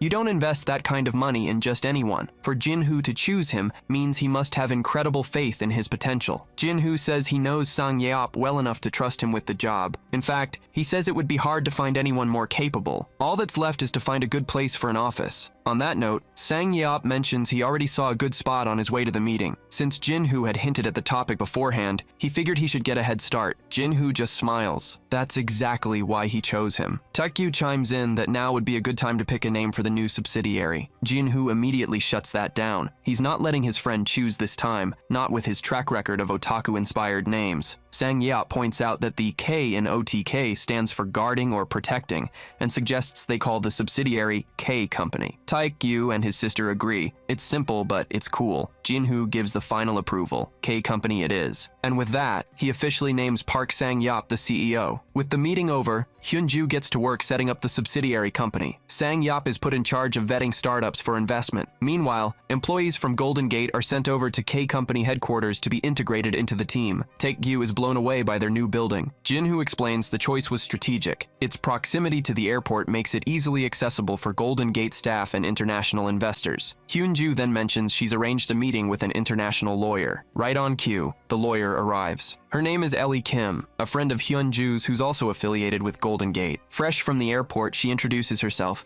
explaining that while she lives abroad, her father is Korean, so she's perfectly fluent in the language. Jin-hoo admits he was expecting an old man and bluntly asks if she's up to the task. Hyun-ju steps in, vouching for her friend's competence. She also clarifies that she only gave Ellie the bare minimum of information, since no one at Golden Gate knows Jin-hoo is the real owner of OTK. Jin-hoo understands lawyer-client privilege, but he still wants to be in the meetings himself. He'll delegate only the purely legal processes to Ellie. As the team waits for the first meeting, Jin-hoo can't help but feel nervous. For Ellie and Hyun-ju, this is just another day at the office, but for him, the pressure is on. He knows it's his job to lead. The first founders arrive, Toby Strong and Gerald Bacon, looking for investors to scale their startup. Their pitch is simple. They want to become the Netflix of adult content. Toby argues the industry is massive but unprofessional, full of illegal files, a problem he intends to solve. Jin-hoo has already analyzed their startup. The business model isn't bad, but the adult-only content severely limits their target audience. Tae-kyu, on the other hand, is completely sold. His sister Hyun-ju isn't so sure, thinking an adult content streamer is a risky bet. But Tae-kyu insists he's the expert on this particular subject and tells her not to back out. After a serious discussion, they land on a deal. $9 million for 80% of the company. The next meeting is with a startup that sells autonomous pizza cooking equipment for food trucks, designed to cut labor costs. Tae-kyu is once again an instant fan, though his sister remains skeptical. He declares himself the table's foremost pizza authority and argues that cooking pizzas en route to the customer is a game changer. Ellie weighs in, noting that pizza is a massive market in the US, and this kind of technology could genuinely revolutionize it. After some debate, they agree to invest $7.5 million in the pizza startup. After a long day of business meetings, Jin-hoo is completely drained. Tae-kyu doesn't get it, asking what's so tiring about sitting in a chair all day. Jin-hoo admits he's impressed by his friend's calm demeanor. For him, juggling all those numbers is incredibly stressful. To clear his head, Jinhoo steps outside for some fresh air, where he runs into Ellie. She says she went for a run after feeling stiff from sitting all day, then asks if he wants to get a drink with her. Jinhoo is surprised by the invitation, but he accepts. A little while later, Jinhoo and Ellie are at a convenience store. She mentions this is her third time in Korea, but her first for work. Jinhoo thanks her, saying her presence has been a huge help. Ellie, in turn, is impressed. She can't believe the company that turned the financial industry upside down is run by just 2 people. She explains that the Samsung incident didn't just hit Korea, it affected the whole world, including her own firm Golden Gate. And in the middle of that chaos, an unknown company called OTK made millions. She finds the whole thing remarkable. Jinhoo just chalks it up to beginner's luck, but Ellie knows it takes a lot more than luck to pull off what he did. He tries to deflect again, saying he didn't do it alone and had help from his friend and sister. Ellie notes that because of the name, many people assumed OTK was Japanese. She did too, until she met them. But with an important day tomorrow, she decides it's time to stop drinking. They head back to the hotel. Before they part ways, Ellie asks Jinhoo who his favorite actor is. He doesn't really have an answer, or at least, he'd rather not share. The next day, the meetings begin with a Chinese startup focused on efficient logistics. The owners explain that while China has plenty of railways, it's still heavily dependent on disorganized road transport. For example, a truck might deliver goods from Shanghai to Xi'an, but then drive all the way back empty if it can't find a return load. So, they developed an app to connect shippers with drivers, optimizing routes and cutting costs. Hyunju isn't convinced the system is as efficient as they claim. The founders insist it's both functional and economical. They then start discussing things amongst themselves in Chinese, leaving Jinhoo completely in the dark. But Ellie understands every word. She cuts in, assuring them that her firm values their idea. Just like that, the tension in the room dissolves. Ellie's move wins over the partners. They manage to close a deal that satisfies both sides. After selecting the startups for investment, Jinhoo finds he already misses the intensity of the meetings. He makes sure to thank Hyunju, telling her she was essential to the negotiations. Sometime later, they stop for lunch. Jinhoo points out they haven't stopped working since they founded the company and suggests they take a day off. Ellie asks if he has any plans. He doesn't, so she asks him to be her tour guide in Seoul. Hyunju immediately chimes in, asking if Ellie is asking their boss on a date. Ellie confirms that she is, and Jinhoo says he has no problem with that. In that case, she'll go get ready and meet him later. That same day, they meet in the hotel lobby. Jinhoo is a little dazzled to see Ellie all dressed up. Outside, his friend Taekyu makes a surprise appearance. Knowing Jinhoo rarely goes out, Taekyu offers to lend him his car. Jinhoo would really rather he didn't, being deeply embarrassed by the over-the-top otaku car. But Ellie actually likes it, so now he's stuck with it. On the road, Jinhoo asks if there's anywhere specific she wants to go. She says there is. She'd like to visit a Korean university. Ellie mentions that her previous trips to Korea have been strictly for work or tourism. She'd heard a lot about Korea University from Hyunju and knew it was Jinhoo's alma mater. For Jinhoo, heading back to his old university isn't a big deal. The problem is the flashy car he's driving. When they arrive, Jinhoo explains that some areas are student-only, but they can still walk around the main grounds. It doesn't take long for some of his old classmates to spot him, and of course they see him standing right next to the otaku mobile he was so desperate to hide. One of them, a girl named Lee Hai-mi, sneers that he should be ashamed to drive something like that. His other friends just tell him to ignore her, same as always. Offended, Hai-mi decides she's not going to be dismissed so easily. Just then, she spots Jinhoo's ex-girlfriend, Siona, walking nearby and makes a point of calling her over. To make matters worse, Siona is with her current boyfriend. Jinhoo is mortified. He's standing next to a tacky car, fully aware that Siona's new boyfriend is rich and drives something much nicer. Hayami knows this too, which is exactly why she orchestrated this little reunion. That's when Ellie walks up saying it's a pleasure to meet Jinhoo's friends. She introduces herself formally as an employee from Golden Gate, currently visiting on business. The entire group is stunned to see Jinhoo with someone so impressive. Siona's boyfriend, Junhyung, introduces himself and asks what brings her to Korea. Ellie explains she's here for work, but after a few tiring days stuck in a hotel, she asked Jinhoo for a tour of the university. Seeing his chance, Junhyung hands her his business card, mentioning that he and his father have dealings with Golden Gate. Ellie recognizes the company, GH Construction, and notes their work in Indonesia, news to Jinhoo. Not that he really cares about any of that right now. Siona, clearly not enjoying this exchange, pulls her boyfriend away. With the drama over, Jinhoo's actual friends invite him and Ellie to lunch. Hyami, however, is fuming that another woman is stealing her spotlight and mutters that working for a famous firm isn't even that big of a deal. After an afternoon spent dodging nosy questions, the university tour finally wraps up. Jinhoo takes Ellie to see another part of the city. As they walk, Ellie comments that the girl with Junyoung was just as pretty as Taekyu had described. She also lets it slip that she knows Jinhoo dated her for a while, right up until he enlisted in the army. Jinhoo grumbles that Taekyu talks too much, but insists it's all in the past. He has nothing to do with that girl anymore. Ellie notes that they have a busy day of work tomorrow, but says she really enjoyed spending time with him. Jinhoo agrees, admitting he had a lot of fun with her too. Away from the university, Junhyung notices Siona seems bothered. He says he knows she and Jinhoo used to date, but what he found strange wasn't seeing him. It was the car he was in. Siona figures it must belong to Jinhoo's friend, Taekyu. This just raises more questions for Junyoung, who wonders what their connection is to a lawyer from Golden Gate. Siona explains that Taekyu's older sister also works at Golden Gate in the Asian branch. Still, Junyoung feels something was off about Jinhoo. Unlike everyone else,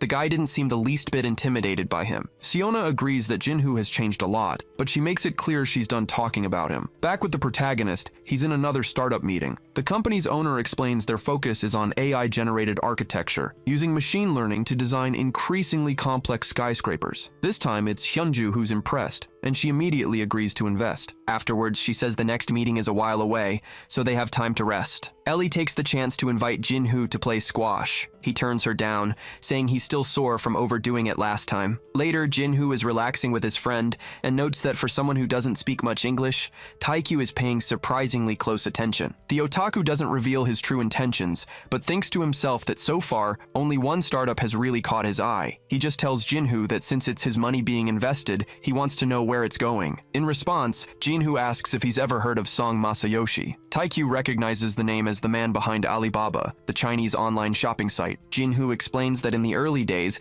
the online market was dominated by eBay, but when the director of Softbox, Song Masayoshi, visited Beijing on business, Alibaba's founder immediately requested a meeting. After just 2 hours, Song Masayoshi agreed to invest $20 million in the company. At the time, no one imagined a Chinese website could compete with an American one, but 20 years later, eBay had to pull out of the Chinese market due to low sales, and Alibaba went public on the New York Stock Exchange. Today, Alibaba's market value is around $330 million, making it more valuable than Samsung. Softbox's $20 million investment for a 30% stake paid off more than anyone could have dreamed. Jinhoo connects this back to his friend's complaint that none of their investments have shown immediate returns. He argues that, like Masayoshi, they're investing in businesses with huge long-term potential. Jinhoo says that just as Song Masayoshi planted a $20 million seed that blossomed into 11 trillion, OTK could one day reach the same level. They just have to pick the right startup. This clicks for Taekyu, who realizes that with 600 million, they have far more to invest than Masayoshi did, giving them a larger margin for error. Jinhoo agrees that even if they don't hit it big on the first try, one critical success will make it all worthwhile. Just then, Hyunju appears with news. She just got a call from the company Jinhoo has always wanted to meet and asks if she should schedule a meeting. Hyunju reports that the people from Keros are coming to Korea and asks if Jinhoo wants to meet them. She notes that not every startup they invited has accepted a meeting since most have already found other investors. Jinhoo points out that Keros also rejected their initial proposal. Hyunju clarifies that OTK's first offer simply wasn't enough for them. A short time later, Keros's COO Ryan Gates and CFO Sergey Yovanovich arrive in Korea. After Hyunju and Ellie introduce themselves, the two executives look right past Jinhoo and Taekyu, assuming they're just assistants. They ask who at OTK actually has the authority to make decisions. Hyunju calmly informs them that she does. With that settled, Ryan gets straight to the point. Keros needs an investment of $100 million. Hyunju doesn't blink, confirming her company is more than capable of providing that amount. Jinhoo sees she has the arrogant foreigners handled and decides to let her run the meeting. Ryan offers to simplify his project pitch, but Hyunju cuts him off. She's already familiar with the details and wants to hear about their current complicated situation, so Sergey lays out the history. The modern car market is dominated by two things: electric and autonomous vehicles. 5 years ago, Amazon invested heavily, followed by South Korea's Hyundai. A small Japanese stake was sold to Karos a year later. Eventually, Amazon gave up and sold its share to Hyundai, who then bought Karos, effectively cornering the electric vehicle market. Hyunju asks the obvious question, if Hyundai is so dominant, why are they trying to sell Kairos now? Sergey explains that their collaboration fell apart. A Samsung subsidiary proved to be more efficient, making Kairos redundant. Now Hyundai just wants to sell off Kairos' patents and tech to get some of their investment back. Hearing this,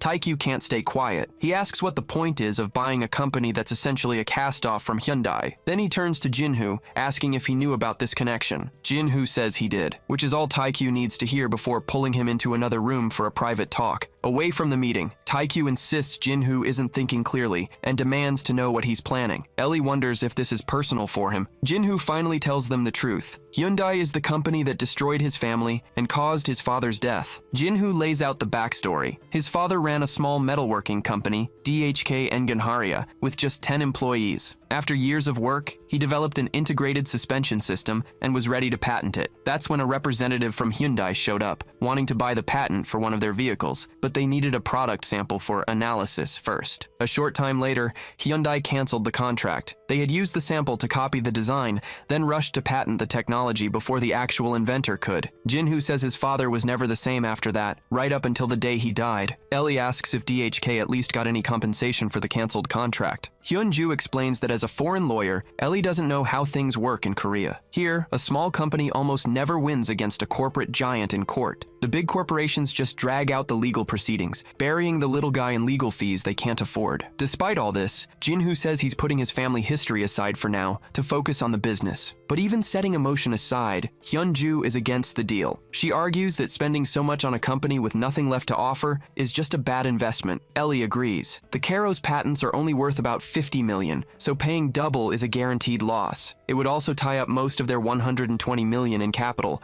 limiting their future options. Taekyu is also completely against it, for the simple reason that he refuses to do anything that benefits Hyundai. Jinhoo knows they're right. If it weren't for his vision, he'd be against this deal too. Hyunju makes it clear her job is to give her professional analysis. The final call, however, belongs to the owner, so Taekyu asks his friend what the decision is. Jinhoo's response is that he needs to meet with the CEO of Kairos. The representative, Ryan, claims that's not possible. His boss is busy, which is why he sent them instead. Hyunju isn't having it. She reminds them that Kairos is the one asking for help, not OTK, and a $100 million offer isn't something you just brush off. Faced with that logic, the Kairos reps promise to talk to their boss and arrange a meeting. A little later, Taekyu admits that while he doesn't get it, he respects his friend's decision. But he has to ask, is Jinhoo satisfied with this? Jinhoo thinks about how he was up all night asking himself the same question. In the end, he decided to trust his vision and push his personal feelings down. Soon after, Daryl Sagan, the CEO of Kairos, arrives at the hotel and greets Jinhoo. The moment they shake hands,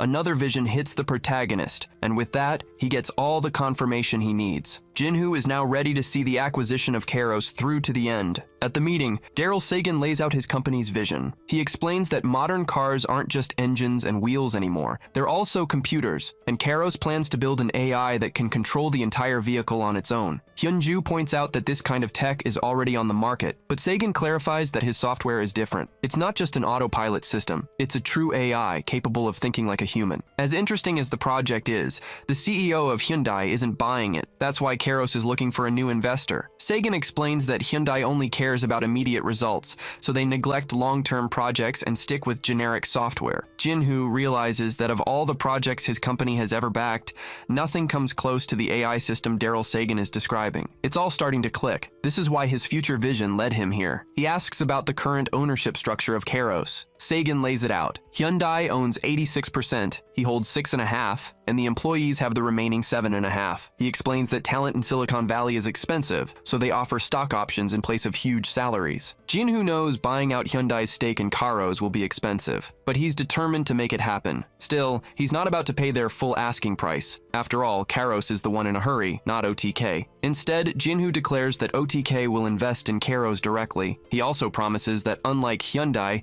OTK won't interfere with their management or their projects. He believes that even if the results aren't immediate, Kairos has the potential to achieve something huge. On those terms, Daryl Sagan agrees. He'll leave Hyundai and sign with OTK. Jinhoo can't wait for the competition to realize the massive mistake they just made. They just gave up a company that's going to be worth billions in a few years. Taekyu celebrates too. Even though he was against the idea at first, he trusts his friend is making the right call. After his last ride, Jinhoo decides it's time for an upgrade. He never wants to set foot in his friend's car again. So they head to a BMW center where Jinhoo has an appointment to test drive a few models. Taekyu remarks that they're the only ones who know that the future of cars is all about AI. While the girls go grab coffee, Jinhoo and Taekyu start browsing. Their arrival catches the eye of two salesmen. One immediately writes them off as broke students who are just window shopping. The other, a rookie, figures he might as well get some customer service practice out of it. He approaches and offers a test drive, suggesting a popular new convertible, the 4 Coupe. But Jinhoo has his eye on something else. The salesman compliments his taste,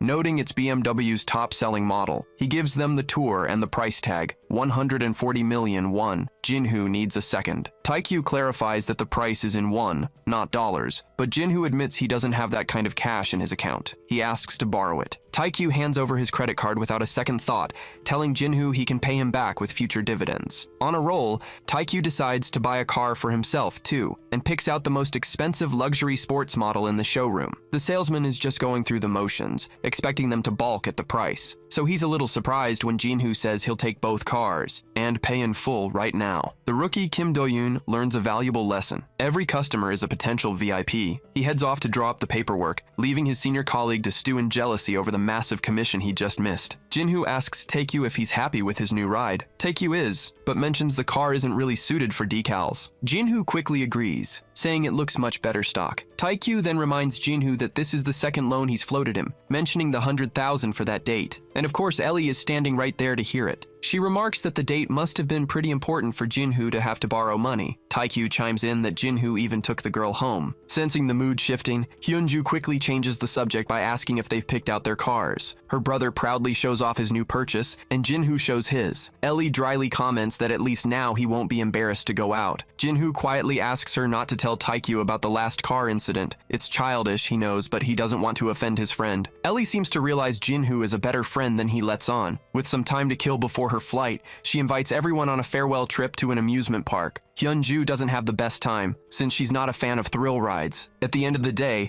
Ellie and Hyunju head off on their trip. Jinhoo tells his friend the hard part is over. All their investment plays have been made. Now they just have to wait, see which startup pays off big, and enjoy a little downtime. A while later, they arrive at the K subsidiary headquarters. Park Sang-yeop is there to congratulate them on closing the deal, but Jinhoo can see the man is running on fumes. Sang-yeop insists he's fine, just been holding down the fort while they were away. Taekyu suggests dinner, but they end up just ordering food to the office. It turns out Sang-yeop hasn't even found an apartment yet, and has been living there since he started. Jinhoo decides this can't continue. It's time to hire more staff, so Sang-yeop isn't doing all the work alone. Park Sang-yeop says he knows a few people, but has someone specific in mind. Jung Gi-hong. Jinhoo recognizes the name from college and heard the guy is unemployed, but he's not looking to hire personal acquaintances right now. Changing the subject, Sang-yeop asks about their next investment targets. He wants to know Jinhoo's criteria, because his choices don't follow any clear trend. It's almost like he's being directed by someone else. Jinhoo just says he picks companies with growth potential,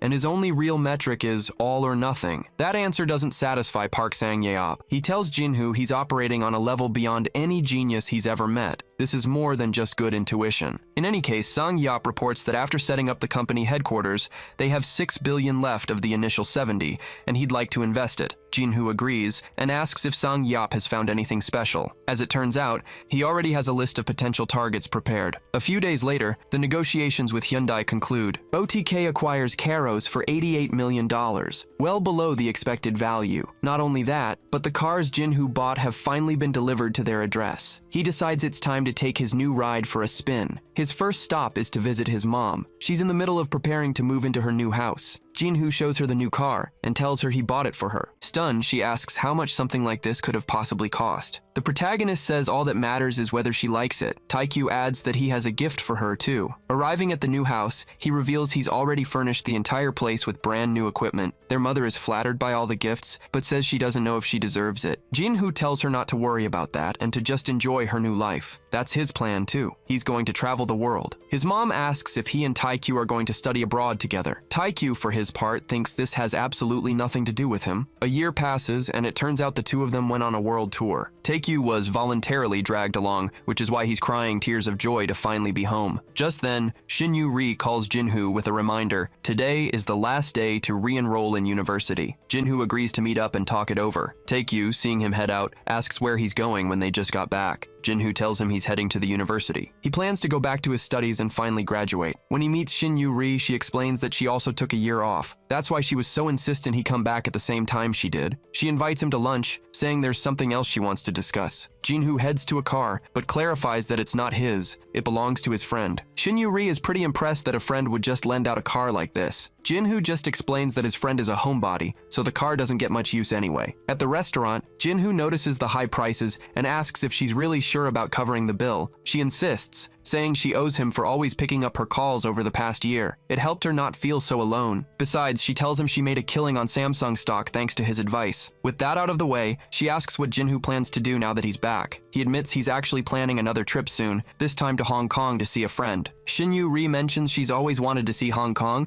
and maybe she can make it there during the next break. Back at home, Taekyu finds Jinhoo with a crisis on his hands. The sequel to his favorite game from the same studio just got cancelled for lack of funding. This is the game he loves so much he had his old car wrapped with a picture of the main character. He can't stand to see the new project die. So he begs Jinhoo to invest in the game company, framing it as a noble cause for gamers everywhere. The price tag is 100 billion, but Taekyu says that's irrelevant when you're a true fan. Jinhoo's first thought is that he'd normally turn down an investment like this, but then he considers everything Taekyu has done for him and his mother. He figures he owes it to him to do something that would make his friend happy, so he agrees to set up a meeting to talk about it. The moment that's settled, Shin-Yu-ri calls Jinhoo again, this time asking for help. She says a guy from their department has been stalking her, and she doesn't know how to handle it. She asks if he'll be back on campus soon, and if he might be able to help her with the situation. The next day, after a 3-year absence, Jinhoo finally returns to university. He makes sure to stop by and see his old professor. They catch up for a bit before Jinhoo mentions he has a gift. The professor immediately refuses, explaining that under the anti-corruption law, he can't even accept a glass of water. Jinhoo asks if that rule also applies to an autograph from Chase Southwell. He knows his professor is a huge fan, and explains that a friend's sister works at Golden Gate and managed to get it for him. Chase Southwell is one of Golden Gate's 5 directors, currently heading up their Asian sector. And just a week ago, Jinhoo and the entire OTK team were in Hong Kong at his personal invitation. Chase told them he was eager to meet them in person. After some praise, he noted that Golden Gate had profited handsomely from their work with OTK. He hopes they continue to do well, and hints that some good news should be coming their way by the end of the year. Back in the present, Jinhoo is sitting in class, talking over the material with a classmate. Their conversation is interrupted by a group of girls asking who the new guy is. His classmate Gyeonggil introduces Jinhoo, clarifying that he's not a freshman, just a student returning from a leave of absence. The girls are immediately taken with his looks. Gyeonggil shoos them away, claiming they were in the middle of something important. Jinhoo then remembers he's supposed to meet Shin-Yu-ri and invites his classmates to come along. He tries calling Yu-ri, but she doesn't pick up. His friend takes the opportunity to ask if he's still in touch with that lawyer, Ellie. Jinhoo explains she went back to Hong Kong and they haven't seen each other in a while. Just then, Jinhoo spots Shin-Yu-ri up ahead, being cornered by some guy. Gyeonggil identifies him as Chai Myung-ho, the heir to a fast food chain. He warns Jinhoo that Myung-ho has a terrible reputation with women on campus,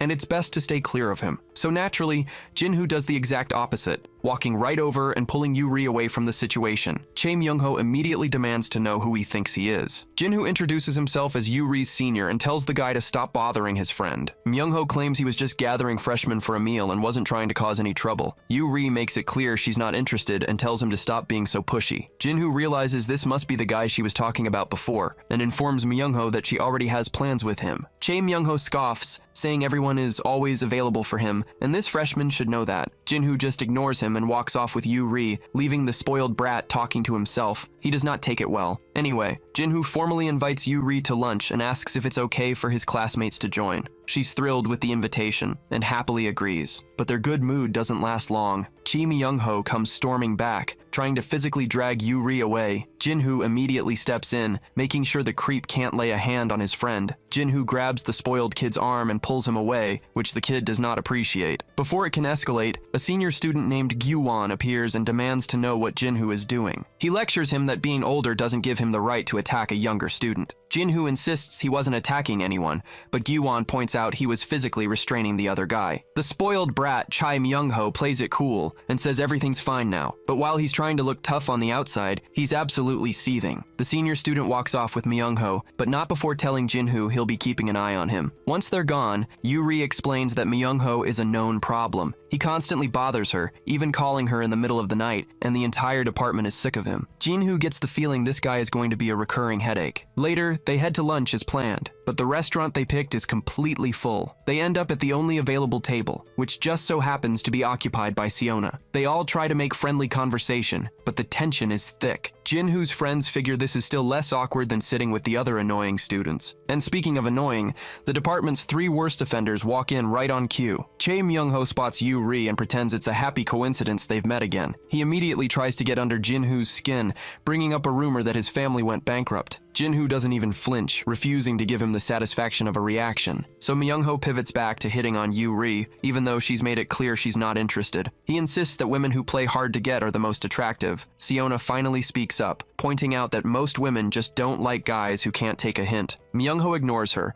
and offers $1,000,000 to anyone who will leave the table and let him talk to Yuri alone. Jinhoo counters, offering to pay double if Myung-ho agrees to eat somewhere else. Myung-ho scoffs, saying that's pocket change to his family, and asks if Jinhoo is really trying to buy him off for so little. Jinhoo just says it was a joke. After all, nobody would spend 2,000,000 won on someone so annoying. Furious, Myung-ho accuses Jinhoo of just trying to show off for the girls and challenges him to a game. The rules are simple. They have 2 hours to put as much cash as they can on the table. Whoever has less at the end has to drop out of college for good. Jinhoo accepts, and his friends are horrified. None of them know he has any money at all. A little while later, Gyuwon confiscates everyone's phones to make sure word of the illegal bet doesn't get out. Myung-ho kicks things off, reminding everyone of the 2-hour time limit and the cash-only rule. No checks, no property deeds. He starts by placing 5,000,000 won on the table. Jinhoo matches it, then adds the extra 150,000 he had in his wallet. Myung-ho is taken aback. He really believed the bankruptcy rumor. Fine. He slams a briefcase on the table containing 100,000,000 won. Everyone is stunned. For most of them, it's the first time they've ever seen that much cash in one place. Yuri, however, is perfectly calm. She knows Jinhoo is going to win this. Myung-ho says there's still time to back out. If Jinhoo admits defeat now, they can forget the whole thing. But Jinhoo just reminds him the game lasts for 2 hours. He's simply waiting for his money to arrive. Watching this, Siona wonders why he's being so incredibly stupid. Then she sees a familiar face and freezes. Taekyu has arrived with 2 giant bags of cash. He asks if the blonde kid is the one who's been giving his friend a hard time. Jinhoo confirms, and Taekyu proceeds to dump an almost uncountable amount of money onto the table. Jinhoo turns to Myung-ho and asks if he still wants to play. Chae Myung-ho wants to know how Jinhoo is walking around with $500 million in cash. Yuri, on the other hand, says this is exactly what she expected from her friend. Not to be outdone, Chae Myung-ho gets on the phone to have $1 billion in cash delivered. But Taekyu has no interest in waiting an hour while this kid complains. He just hands Myung-ho a card. Myung-ho doesn't get it. Jinhoo explains that if he's willing to bend the rules, he can use the card as a virtual check. Myung-ho points out that he could name any ridiculous number he wants. But Jinhoo counters that the heir to a major franchise wouldn't lie about his assets, and besides, he knows the family company is valuable. Hearing this, Myung-ho realizes Jinhoo must be prepared to cover any amount he names. He glances at the single bag Jinhoo opened and wonders just how much more money he has. Deciding to risk it, Myung-ho declares the most he can get in time is $2.5 billion. Jinhoo agrees. From now on, that's what the card is worth. Myung-ho is stunned. Jinhoo is taking his word for it, which can only mean he had the money to cover the bet from the very beginning. Taekyu smirks, saying the bags of cash weren't their only trick. A flashback shows Siona scolding Jinhoo before the game started, insisting he had no way to win. Jinhoo ignored her and just asked Yuri to lend him whatever cash she had on her. Yuri was happy to help, emptying her wallet for him. Siona was hesitant, but she couldn't deny Jinhoo's confidence, even knowing who his opponent was. Still, she was sure this could only end in his defeat, and she hated to see him throw away his education for a stupid game. Back in the present, Siona and everyone else can only stare in shock. Taekyu made a call to a Golden Gate representative, Yu Seongmu, who has just arrived with several large briefcases. Jinhoo announces that the cases hold the equivalent of over 6 billion won. Now it's Chae Myung-ho's turn to panic. Getting $1 billion was already a stretch. There's no way he can cover this. He can't understand how a kid from a failed family has connections at Golden Gate. Furious, Myung-ho demands to know what he did to deserve this humiliation.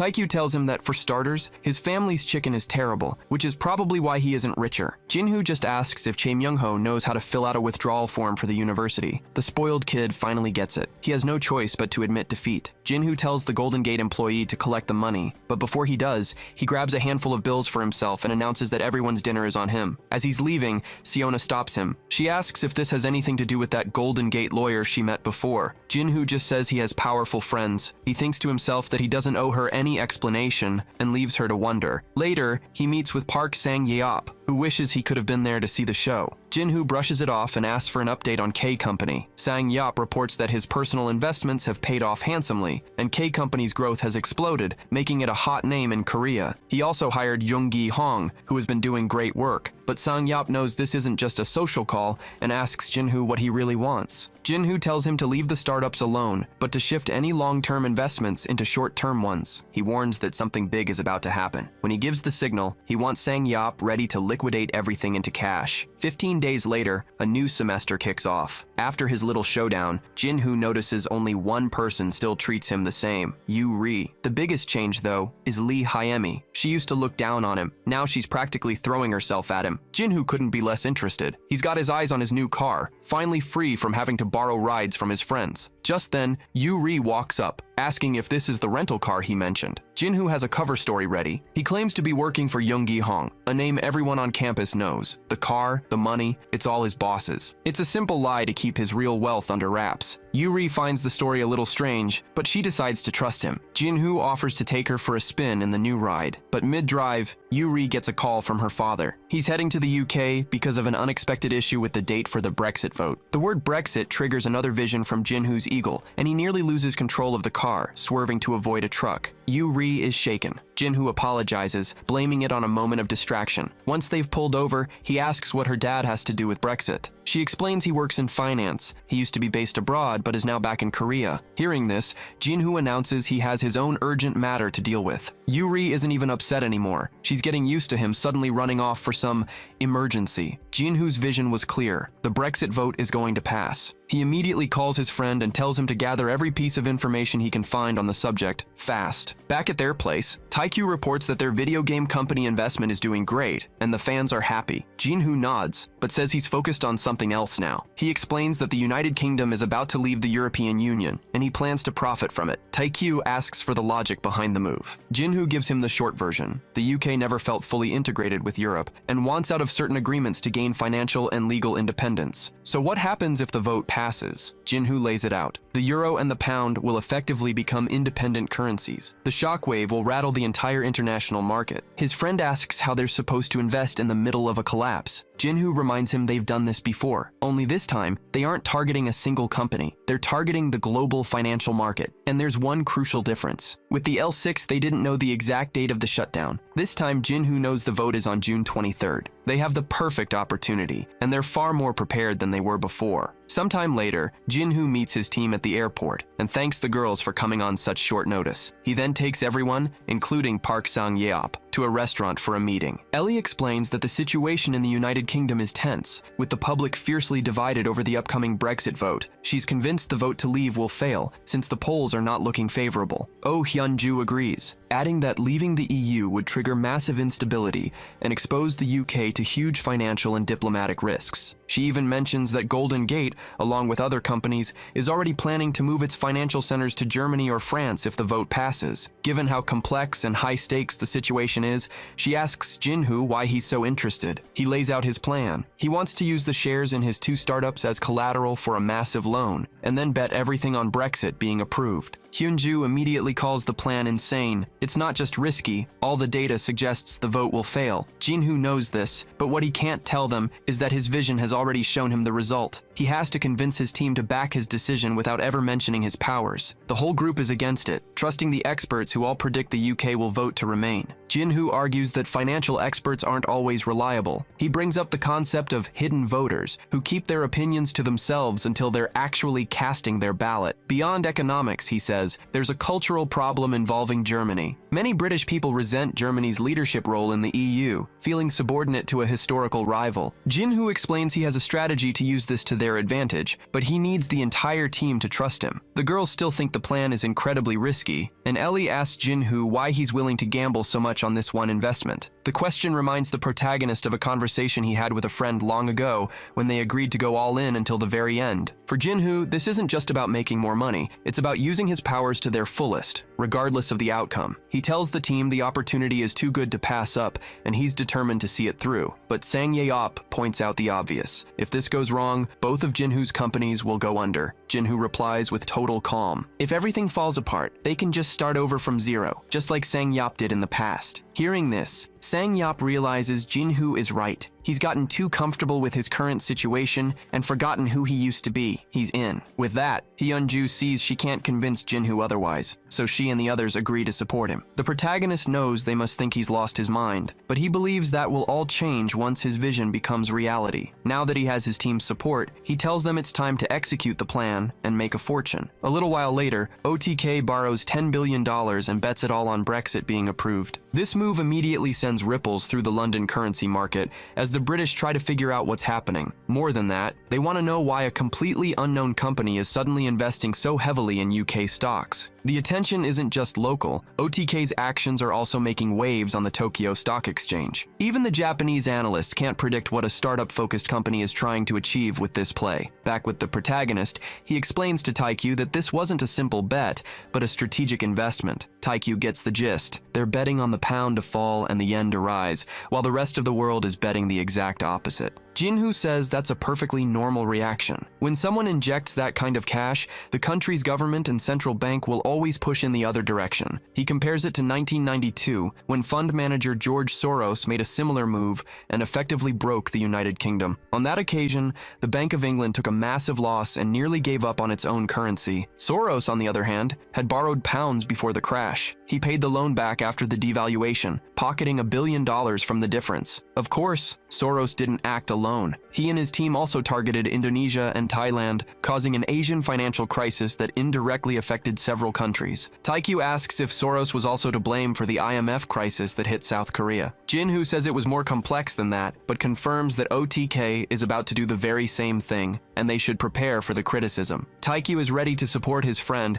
but he has to ask if it's right to make $100 billion at another country's expense. The protagonist argues that a powerful government has the means to recover. It won't take long for the British and their allies to get back on their feet, and he's right. Soon, other experts realize OTK is betting on Brexit's approval, and some of them quickly start to do the same. At the London Exchange, an official notices that as currency funds rush to buy pounds, the exchange rate is starting to climb. His boss sees that OTK is continuing its speculative moves even as the market stabilizes, and wonders if they're really planning to take on the entire world. Back with Jinhoo, Taikyu points out that they're betting against the market, and asks if that isn't different from what Soros did. Jinhoo says it's actually the opposite. In the end, the people responsible for the UK's fall will be the British people themselves when they vote. Sometime later, the protagonist gets a call while he's out for a walk. It's Chase Southwell calling to discuss OTK's recent moves on the currency market. He acknowledges Jinhoo is a genius investor, but warns him that this time, no one will be on his side. As a friend, he advises Jinhoo to back out while he still can. The protagonist is just happy to hear the legendary Chase Southwell considers him a friend. However, he makes it clear he's seeing this negotiation through to the end, and says Chase will understand why when the results are out. But until then, he asks his new friend not to get in his way. Chase Southwell respects Jinhoo's decision and wishes him luck. He then calls the Golden Gates UK branch with a simple instruction. He has a feeling the results will be surprising, so just let it ride. Meanwhile, at K Company, Yoon Gi-hong is getting cold feet. He tells Sang Yop their current bet feels way too risky. Sang Yop admits he felt the same way at first, but he's the one who raised trillions of won under the K Company name and bet it all on derivatives, something he never imagined doing. At this point, all they can do is trust the plan. The day of the vote finally arrives. Taikyu is glued to the news at home, while Jinhoo is calmly getting ready for class. His friend can't believe he's actually going to school on the most important day for his company. Jinhoo points out that watching won't change the outcome. Besides, he doesn't need to. He already knows what's going to happen. Taikyu is not nearly as calm. Even with Jinhoo's prediction, he's a nervous wreck, having bet everything he owns. He makes Jinhoo promise they'll still be friends even if they lose it all. Jinhoo agrees, but tells him not to be so dramatic. It's not going to come to that. With that, Jinhoo heads to campus and runs into Yu Ri. She tells him she was up all night, too anxious about the Brexit vote to sleep, and almost skipped class. They then run into Siona and her boyfriend, Jun Young. Siona notes that Yu Ri seems to be with Jinhoo all the time lately, and asks if they're close. Yu Ri just says that Jinhoo takes good care of her. Jun Young, meanwhile, has heard a rumor that Jinhoo is tight with the CEO of K Company. He asks if Jinhoo could set up a meeting for him, and Jinhoo agrees to talk to his friend about it.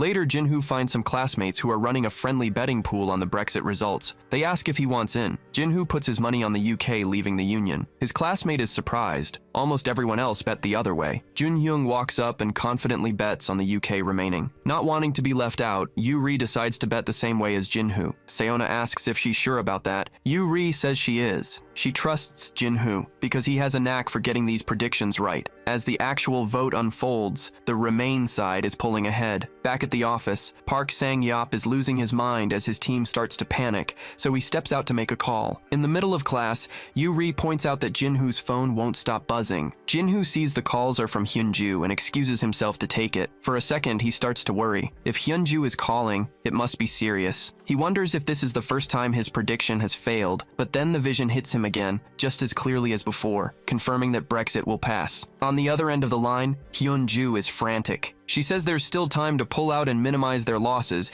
if he'll just give the word, but Jinhoo is now completely certain. He tells her to sell the remaining $3 billion with 50 times leverage against the British pound. Hyunju does not take this well. She thinks Jinhoo has lost his mind. Jinhoo admits he'd feel the same way in her shoes. He insists he's certain Brexit will happen, but there's no time to explain. He just asks her to trust him and execute the plan. After the call, Hyunju decides she needs a drink. When Ellie asks if this is about Jinhoo, Hyunju says she has to follow the order, and she can't do it with a clear head. She might disagree, but she's just following the CEO's command. Ellie looks at the operations and sees Jinhoo is determined to go all the way. She decides she's going to need a drink too. Next, Park Sang-yeop gets Jinhoo on the line, trying to convince him to change his mind before the vote ends. But Jinhoo tells him it's too late. He just ordered Hyunju to sell off everything they had. There's no going back, which sends Sang-yeop into a full-blown panic. Jinhoo tries to calm him, saying he knows what he's doing. But for this to work, he needs his team's trust. Meanwhile, in England, many are celebrating early, confident that Europe will remain unified. The head of the London Exchange asks if OTK is still holding its position. His employee says yes,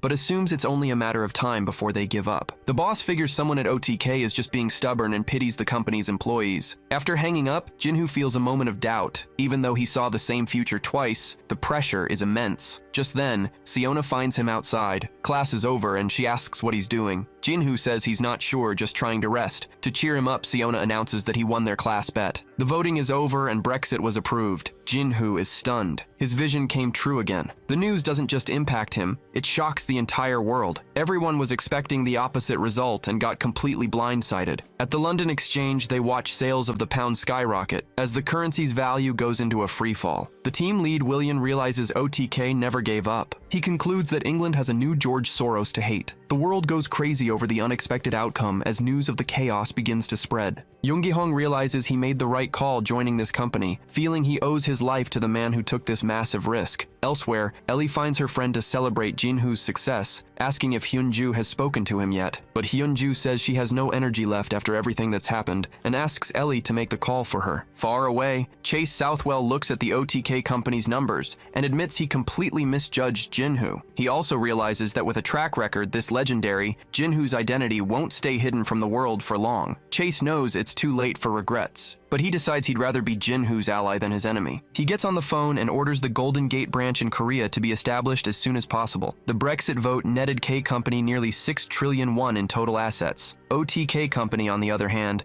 shot up to 45 trillion won. Taekyu is celebrating their victory when it hits him. Jinhoo is now the richest person in Korea. Jinhoo hadn't even thought about it. That title always belonged to the CEO of Samsung. But now he realizes his friend is right. The news is completely dominated by Brexit and the unknown company that made trillions off the vote. Taekyu notes this has happened before, but Jinhoo points out that this time is much worse. A lot of angry Brits have basically declared war on OTK Company. His friend jokes that they're now more hated than George Soros, but as long as they don't set foot in the UK, they should be fine. Just then, Park Sang-yeop calls Jinhoo. He explains that he couldn't even get into his own building today because it's completely surrounded by reporters, and he needs to know the plan. As Jinhoo watches the news, he sees the media is already obsessed with a new story. Golden Gate is opening a branch in South Korea. Jinhoo is caught off guard by the move, but then he remembers his last conversation with Chase Southwell and understands this is a direct message for him. Taekyu starts to worry about his sister, since the Asian division used to handle all Korean operations. Jinhoo tells him not to worry, figuring she and Ellie will simply be relocated to the new Korean office. And he's right. Hyun-ju gets the news that she's being sent back to her home country. Chase Southwell informs her she'll be running the new branch with full authority. She is now the director of Golden Gate, South Korea. Sometime later, Jinhoo heads to the K-Company building to check on Park Sang-yeop. He's immediately swarmed by reporters. Jinhoo always knew this day would come, he just didn't think it would be today. But they don't want to talk to him about his success. They know he's close to Park Sang-yeop and want to use him to get to the CEO. Jinhoo just tells them he has class and can't stay. Over at Taekyu's place, Park Sang-yeop says his phone won't stop ringing and he'll have to change his number. His entire neighborhood is staked out. If this keeps up, he'll have to move. Taekyu tells him to calm down and orders some food. Once Sang-yeop has settled a bit, he asks Jinhoo why he made the bet in the first place. He admits that even if he knew the future, he'd never have the nerve to do something like that. Jinhoo just says he decided to take a risk and asks if Sang-yeop has ever wanted to bet on a volatile market. Sang-yeop mentions he's been looking into cryptocurrency. It's decentralized and unstable, but people all over the world are investing in it. Taekyu knows a little about the market. He says a lot of people don't buy crypto as an investment, but as a way to keep money away from governments. He thinks the best way to treat it is like a digital asset, similar to gold, not something to be bought and sold like stocks. Hearing this triggers another vision for Jinhoo. His spirit eagle reveals the next move: invest in Ethereum mining. He asks Taekyu what he knows about it. Taekyu explains that Ethereum is a newer crypto that can also store automatic contracts, not just transactions. But he's skeptical. They already have a crypto exchange, and Ethereum is worth 10 times less than Bitcoin. Jinhoo argues that to compete, they need to scale up and invest heavily in the new currency, while also buying Bitcoin separately. He even suggests they could mine it themselves. Taekyu points out that would require huge facilities, and the energy costs would be astronomical. But Jinhoo has an answer for that. They could find a cold country with cheap electricity. Park Sang-yeop can't believe it. They just barely avoided bankruptcy on one massive gamble, and now Jinhoo wants to jump right into another one. Jinhoo assures him he has a plan, but he'll share the details later. Sometime after, Jinhoo is in his university class. The professor is reminding everyone to study hard for final exams. He says good grades are not only for graduation, but also because Golden Gate is entering Korea and recruiting top students. The professor finds it odd that Golden Gate chose to set up its branch in Gangnam, which isn't typical for a large corporation. Jinhoo finds it strange too. Big companies usually set up their headquarters in central Seoul. He remembers what his friend at Golden Gate told him and wonders if they're doing this because of him. Just then, Yoo-ri asks him what he's thinking about so loudly. He brushes it off as nothing important. The professor tells them both to stop talking during his lecture. Jinhoo is embarrassed. Yoo-ri, on the other hand, is just happy to be sitting next to him. But all Jinhoo can think about is that today is the day the Golden Gate employees arrive in Korea, and he should be there to greet them. Later that day, he and Taekyu head to the airport. They're stunned by the massive crowd of reporters in the arrivals area, the kind of reception usually reserved for a major celebrity. Then Taekyu sees who's coming through the gate: his sister. His shock deepens when a reporter asks Hyun-ju how she feels being the first Korean to lead a branch of Golden Gate. Jinhoo and Taekyu are completely blindsided by the news. Ellie pulls Jinhoo aside, saying she missed him but that he needs to be discreet. With all these reporters around, she knows he doesn't want his identity getting out. Hyun-ju adds that her promotion was supposed to be confidential. She has no idea how it leaked, but now is not the time to discuss it. Later, back at their place, Taekyu gives his sister a hard time for keeping her promotion a secret. She explains she wanted to tell them in person, but the media spoiled the surprise. Jinhoo congratulates her, but she gives him the credit. It was the companies he founded that convinced Golden Gate to open a branch in South Korea in the first place. Turns out, Ellie is also part of the new Korean branch. She'll be in the legal department, claiming her superiors wanted someone with her talent to help get things started. Hyun-ju gives her a look, asking if that was the only reason her friend insisted on coming along. Flustered, Ellie says she just wanted to work with her friend. Jinhoo senses the tension and smooths things over, saying it's great to have the whole team working together again. Hyun-ju mentions she's exhausted. She couldn't sleep on the plane because she was busy reviewing important documents. Her brother tells her not to overwork herself, but she just says she's a workaholic and likes it that way. Changing the subject, she asks if they've found a suitable building for their office. Jinhoo says they haven't. Conveniently, Hyun-ju knows the building right next to the Golden Gate branch is for sale for 500 billion KRW. Taikyu balks at the price, wondering why Golden Gate would be selling it. His sister explains they need the capital for the sudden launch of the Korean branch. She adds that they wouldn't sell to just anyone. It's a favor to Jinhoo as one of their most important clients. Jinhoo agrees to the purchase immediately. He tells Hyunju to handle the paperwork in the name of K Company. Of course, he knows the building will actually serve as the headquarters for OTK. K Company already has its own office, and being neighbors with Golden Gate isn't a bad look. With that settled, Hyunju gets serious. K Company is in the spotlight after Brexit, and her promotion just made her a public figure. She asks Jinhoo how much longer he plans to stay in the shadows. He explains that in Korea, politics, corporations, and the media are all one big cartel. If the truth about him gets out, he's afraid they'll destroy him. His plan is simple. If you can't beat them, join them. Ellie asks if he's really going to take on South Korea's biggest conglomerates. Jinhoo confirms it. He suffered at their hands for too long, and now he wants payback. Hyunju warns him that the auto industry is the backbone of the country. The government won't just sit back and watch him attack it. But Jinhoo is decided, saying politics is just another form of business. Taekyu and Ellie both pledge their support, ready to kick the biggest hornet's nest in the country. With his team on board, Jinhoo announces their next move, a trip to the US to visit the Karo's headquarters. Sometime later, Jinhoo is walking through his university campus when he runs into Yoongi Hong. Yoongi Hong is thrilled, bragging about the company he works for. It was nothing when he started, but now his boss just bought a building in Gangnam. He remembers Park Sang-yeop telling him they'd buy a place on Tehran Row, and he didn't believe it. A year and a half later, it's a reality. He adds that they got the Golden Gate building for a bargain and even paid in cash. He encourages Jinhoo to graduate quickly so he can join such a profitable company. A few math students overhear the conversation and gather around,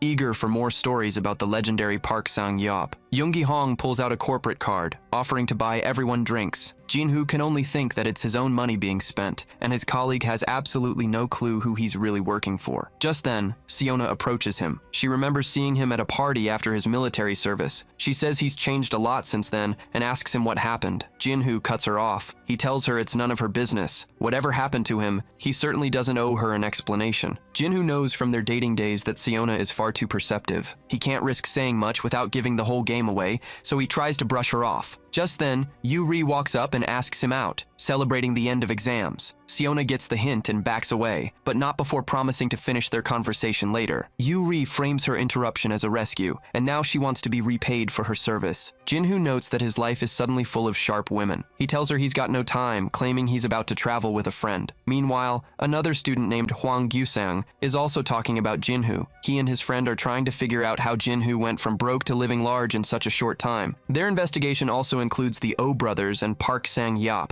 but his friend Junyoung feels like they're hitting a wall. So he points out that Hwang Gyusang's father is the Prime Minister of Korea. Surely he could dig up some real information on Jinhoo. Speaking of Jinhoo, he's currently on a first-class flight to the US with Taekyu. While Taekyu catches some sleep, Jinhoo gets to work, reviewing the documents Hyunju prepared for him. He quickly realizes that his country's largest automaker, Hyundai, has its hands in a lot more than just the automotive industry. Engineering a collapse within this company would be catastrophic, even worse than what happened with Samsung. The damage to his home country would be immense. But even knowing that, Jinhoo isn't backing down. After landing in San Francisco, they're met by Henry Smith, a representative from Golden Gate. Smith says he's there on his boss's orders and offers to take them to their hotel to rest. Jinhoo turns him down flat. He's not here to waste time. He wants to get right to it. So they head straight to the Karo's headquarters in Silicon Valley to meet with Daryl Sagan again. Sagan says he's been briefed on their moves during Brexit, adding that it's actually been a huge benefit for Karos. Taekyu plays it off, saying they were just investing as they always do. But Sagan insists it was exactly what his company needed, giving them a much wider margin to work with. He then shows Jinhoo the powerful computers they use for AI development, offering a more detailed demonstration later. For now, though, it's time for their scheduled meeting. When they enter the conference room, they're met by the Karo staff, including Sergey and Ryan, the two who met them in Korea. Taekyu comments on the chilly reception. Jinhoo figures the staff was probably surprised by their age. They were likely expecting much older investors. In the meeting, Jinhoo reviews the reports and sees the problem immediately. All the money poured into Karos so far has generated absolutely no results. He understands now why Hyundai pulled out. If it weren't for his knowledge of the future, he would have made the same call. Sagan defends their progress, arguing that their technology has to be perfect. Otherwise, they'll just be another face in the crowded autonomous vehicle market. Jinhoo agrees with the principle, but points out that at this pace, they'll never actually get a product to market. Sagan reveals a potential solution. His company has received partnership offers from Daimler AG, Toyota, and Hyundai. The catch? All of them want a stake in Kairos in return. Sagan makes his case. Even the best software is useless without hardware. He needs a car to actually run his AI. Jin-Hoo can see the CEO has made up his mind, but he makes it clear he has no intention of giving up his own shares in the company. The Kairos employees are not happy, arguing that they can't move forward without a major partner, but Jin-Hoo presents another option. If they don't want to be beholden to a giant conglomerate, there's only one way forward. Kairos has to produce its own car. Sagan points out the obvious flaws. Building hardware is as complicated and expensive as software, and besides, no one on their team is an automotive engineer. Taikyu counters that his company can supply the money, offering to increase their current investment to cover the cost of producing the cars. But Sagan isn't sold. Money doesn't solve the whole problem, especially when they don't even know how much this project will cost. That's when Jin-Hoo lays out his real plan. Instead of creating a car company from scratch, they'll just acquire one. The estimated capital needed is about $30 billion.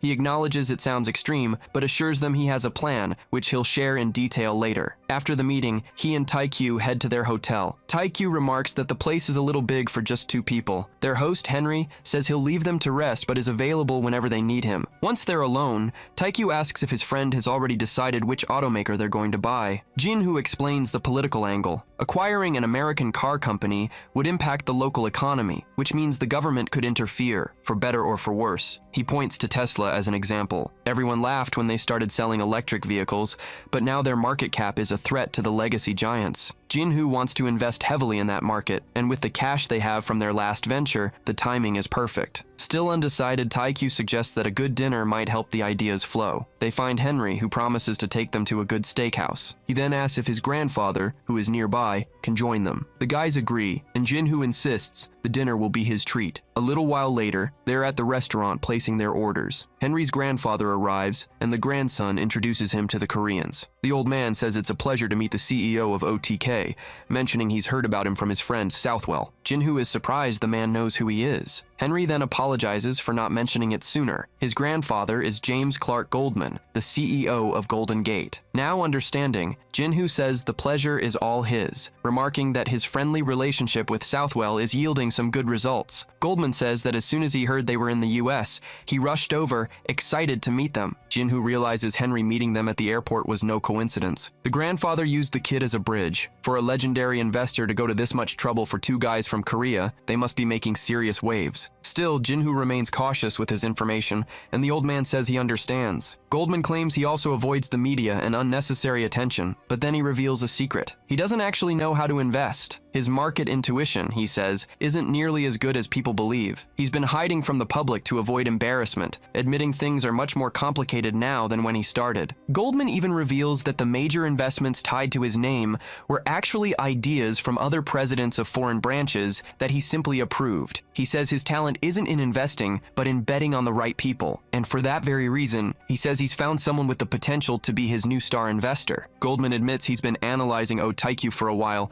impressed that he was the first to recognize Jin-Hoo's talent. Jin-Hoo gives his friend the credit, and the old man says he envies their bond. He then asks if, from now on, he can consider them his friends too. Both men immediately agree. An offer of friendship from someone like Goldman is not something you turn down. As they toast, Jin-Hoo knows this is a smart move. A connection like this will open a lot of doors down the line. The next day, the search for an automotive company continues. Jin-Hoo insists they have to be careful with their choice and keep it quiet. Announcing their plans too early would tip off the major car manufacturers. He lays out the initial strategy. They have to focus on the American market. Self-driving vehicles are still illegal in Korea, so they can't sell there yet. But Jin-Hoo predicts that as soon as a giant like Hyundai gets into the game, the laws will conveniently change in their favor. Taikyu points out the obvious problem. Any car company that's actually for sale is either bankrupt or has weak technology. No one sells a promising business for cheap. Just then, Henry arrives with a message from his grandfather. Jin-Hoo opens Goldman's letter and realizes it's a hint. He immediately turns on the TV. The news is announcing the Republican presidential candidacy of Donald Trump. Goldman's letter had warned him to keep an eye on the American election, as it would directly impact the auto industry. Jin-Hoo understands the message perfectly. He needs to invest in the administration with direct ties to car manufacturing, and a tip like this from Goldman is priceless. Taikyu explains that the Democratic ticket is led by Hillary Clinton, a famous politician with a long career. Compared to her, he sees Trump as just a spoiled millionaire taking a shot at politics for the first time,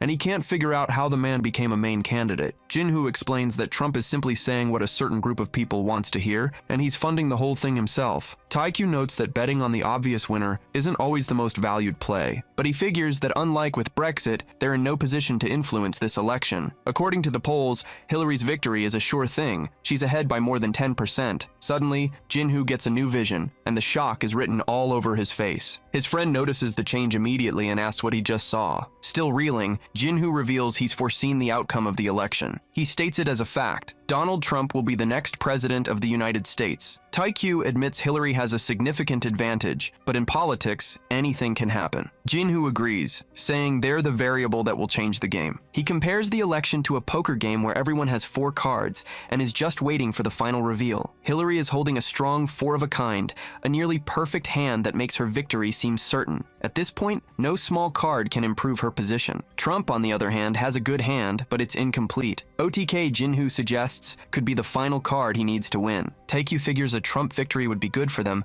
so he sees no problem with the plan. But Jinhoo worries that a President Trump would throw the entire world into chaos and wreck the global economy. His friend is quick to remind him they made a fortune off exploding phones and a near collapse of the British market. Taikyu argues that the time for them to pretend to be virtuous is long over. From now on, they should be thinking about themselves. With that, Jinhoo is convinced. He agrees to move forward, but cautiously. He wants to meet with both sides before the election. Elsewhere, Hillary is giving an interview to the Wall Street Journal, laying out her vision for a better America if she wins. In reality, it's just a media appearance to drum up more campaign funds. As soon as it's over, she tells her campaign strategist, Joel Harford, to stop booking any more interviews. Back with Jinhoo, he gets the news. Hillary's team refused to meet with them. She's off the table. But Henry reports that Trump is currently campaigning in Los Angeles and has agreed to a 15-minute meeting before his flight. Henry still doesn't get why Jinhoo is meeting with a presidential candidate, but Jinhoo just tells him he'll understand when the time is right. A short while later, they're at the meeting location, getting patted down by security. Inside, Trump says he knows Hillary turned them down, and that's why he agreed to see them. As a fellow businessman, he was curious to see the faces behind the famous OTK, and he's surprised to find it's run by a young Asian man. Jinhoo finds it interesting that Trump refers to himself as a businessman, a term often used to mock his political seriousness. It confirms Jinhoo's suspicion. Trump sees politics as just another kind of business. Trump asks who Jinhoo's friend is. Jinhoo introduces Taikyu as the COO of OTK. With the formalities out of the way, Trump asks what this meeting is about. Jinhoo says he wants to help the Republicans campaign. Trump immediately asks if Jinhoo thinks he's in trouble and is just here to offer money. Jinhoo knows American elections are basically bought. The candidate with the most funding usually wins, and Trump's war chest is half the size of his rivals. Even with his own fortune, he can't compete with the major investors backing Hillary. But Jinhoo tells him he has something more important than money. He says he can guarantee Donald Trump's victory. He points out that Trump is trailing in the polls, and if things continue this way, he will lose. Trump scoffs that polls aren't always right, but he's curious to hear what Jinhoo has to offer. Jinhoo brings up Trump's core campaign promise, to revive American manufacturing and create new jobs. He says candidates always promise miracles they can't deliver, but that's what he's here to change. Trump asks what exactly he's offering. Jinhoo tells him he can make his biggest campaign promise a reality. All Trump has to do is accept his help. Donald Trump is stunned. This was the last thing he expected to hear. Back at the hotel, Hyunju is losing her mind. The media is in a frenzy, and she wants to know what they were thinking by offering support to Donald Trump. Her brother says it was all Jinhoo's idea. He was just trusting his friend. Hyunju points out that Trump isn't just announcing OTK's support. He's using it to fuel conspiracy theories and wild rumors. Jinhoo defends the move, arguing that a Trump victory will be good for them since he promised to invest in the auto industry. But that only works if he actually wins, Hyunju argues, and every single poll says he's going to lose. Jinhoo, however, is certain of Trump's victory. He wouldn't have backed him otherwise. He explains that the US election system isn't based on a direct popular vote, so the polls can't be taken at face value. Hyunju can tell he's serious, but she still thinks this is a terrible idea. Elsewhere, at a rally, Donald Trump is making his case. He claims Hillary is selling America out to foreigners, while he's the one who will bring the economy back to the top. A woman in the crowd calls him a liar, pointing out that he himself just met with the OTK company, a foreign enterprise. Trump admits it's true, but he says he only met with them because he needed help. since no American companies were willing to support him. He then announces he'll use the $20 billion from OTK to reopen the factories that closed in Detroit and revive the city's employment rate. The woman still doesn't buy it, accusing him of making promises he can't keep. To prove he's serious, Trump invites the governor of Michigan to the stage, who, by the way, is from the opposing party. Butler confirms that everything Trump is saying is true. The state government is already in talks with OTK, and the investments will begin soon. Trump promises to bring America back to the top, even if it means negotiating with rivals or foreigners. The crowd erupts. Watching from home, Jinhu thinks the rally feels more like a pop concert, but he has to admit, the candidate played his hand with style. Now, he just has to wait and see how the competition reacts. In a meeting with Karos, Jinhu lays out his investment strategy for the American auto industry. He'll keep the Karos lab where it is, but he's moving the company headquarters to Detroit. Sagan asks if this means they're about to be absorbed by a manufacturing company. Jinhu says no. It's the other way around. Karos will be buying a car manufacturer. This will transform Karos from a software developer into a full-fledged vehicle assembly company, with OTK as the holding company. Jinhu tells Sagan he believes in his potential,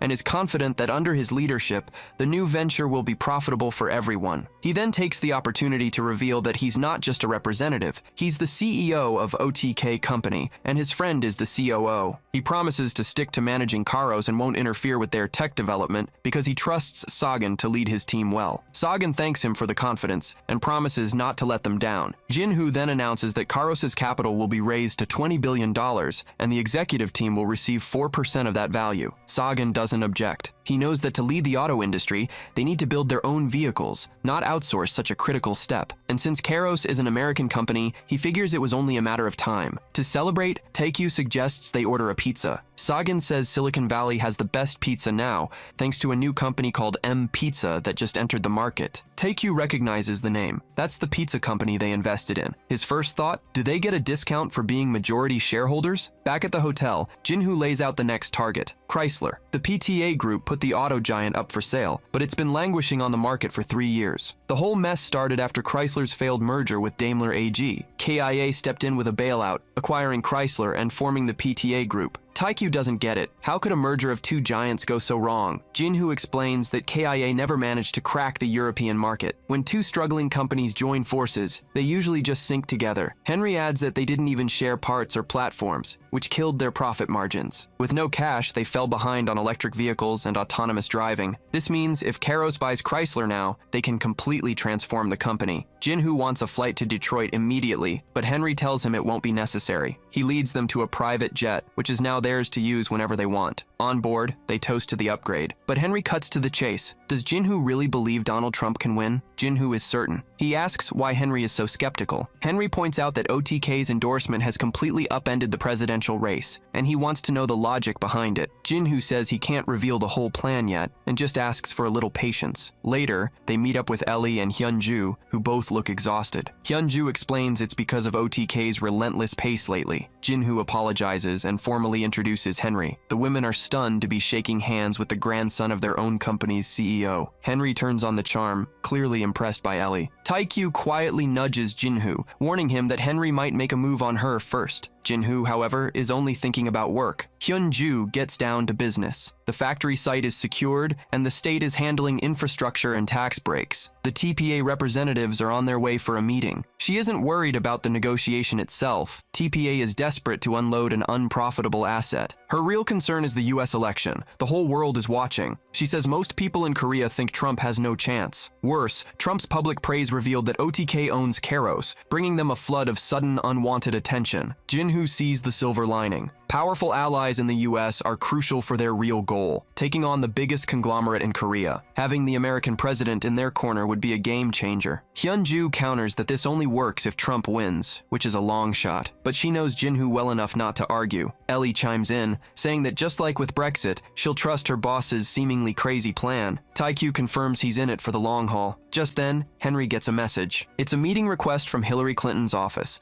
routed through Golden Gate. He asks if Jinhu is interested. Jinhu is. He's curious what they want. Later, Jinhu and Ellie sit down with Joel, Clinton's chief of staff. Joel doesn't waste time. He says Hillary likes OTK's investments but has some concerns and wants them to delay signing the deals. Jinhoo asks what's in it for him since everything is already ready to go. Joel lays out the politics. Most governors in the Rust Belt are Democrats. A win for Hillary would be better for everyone. As president, she could push through favorable laws with local support. He admits his job is to secure her victory, and with OTK's backing, she's a sure thing. Jinhoo says he's open to a deal, but trust is everything. He asks, just how big is Hillary's heart? Joel promises it's huge. If OTK officially endorses her, he'll give them his full support as chief of staff. Jinhoo turns him down flat. He's already given his word to Trump, and he builds his business on mutual trust. After the meeting, Ellie wants to know why Jinhoo didn't just accept the proposal. Jinhoo explains his logic. You can't trust a politician's word, but Donald Trump is a businessman, and Jinhoo knew from their first meeting that a man like that would never refuse his offer. Ellie points out the risk. If Trump loses, OTK's business in the US is finished. Jinhoo counters that if Trump wins, it opens every door for them. And even if he doesn't get reelected, by then OTK will have grown so much it won't need political backing anymore. Sometime later, Park Sang-yeop calls from Korea. He reports that K Company has moved into its new building and asks when Jinhoo is coming back. Jinhoo tells him the team will return soon and that he'll lay out his new plans for him in person. Meanwhile, Taekyu suggests everyone take a break,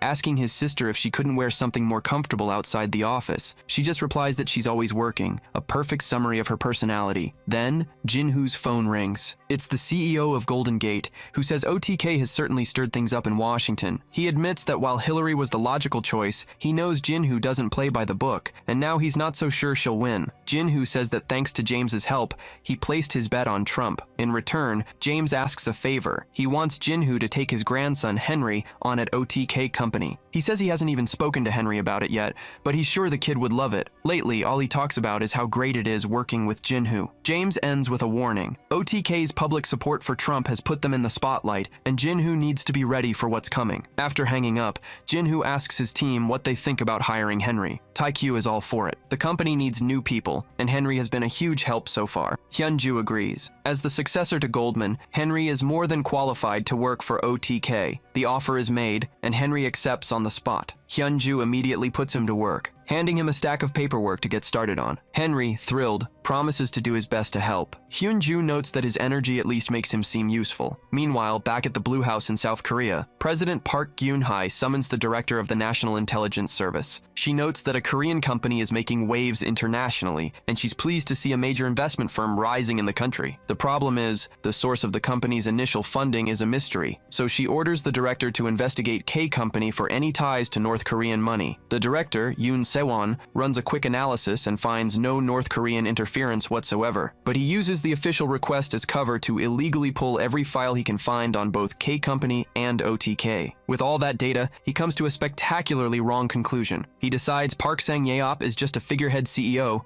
and Kang Jinhoo is his personal secretary, living a life of luxury on his friend's dime. Not only that, he concludes that Oh Tae-kyu must be the real mastermind behind it all, the true CEO of OTK Company. After reviewing the report, the president finds it hard to swallow that the mastermind behind OTK is some kid who never even went to college. Yoon Se-won suggests Tae-kyu might be a hidden genius. Judging by his sister's track record, it's not that much of a stretch. The president concedes the point. A true genius doesn't need a degree, which might explain Tae-kyu's academic history or lack thereof. But he's still hung up on Jinhoo. He's convinced the guy can't just be a freeloader and that the investigation must have missed something important. Yoon Se-won explains that if the president wants to dig any deeper, he's going to need a warrant. The president thanks him, saying he'll make a call. Elsewhere, Han Mingu, the chairman of Hyundai, is going over the news about OTK. He has to admit, buying Caros just to leverage it into acquiring a car manufacturer was a bold play. His son, Vice Chairman Han Chan-young, points out that while Caros has superior tech, their manufacturing is tied up by legislation. But Mingu notes that if Donald Trump wins the election, he could just change the law and hand OTK a massive advantage. Chan-young is still skeptical. Best case,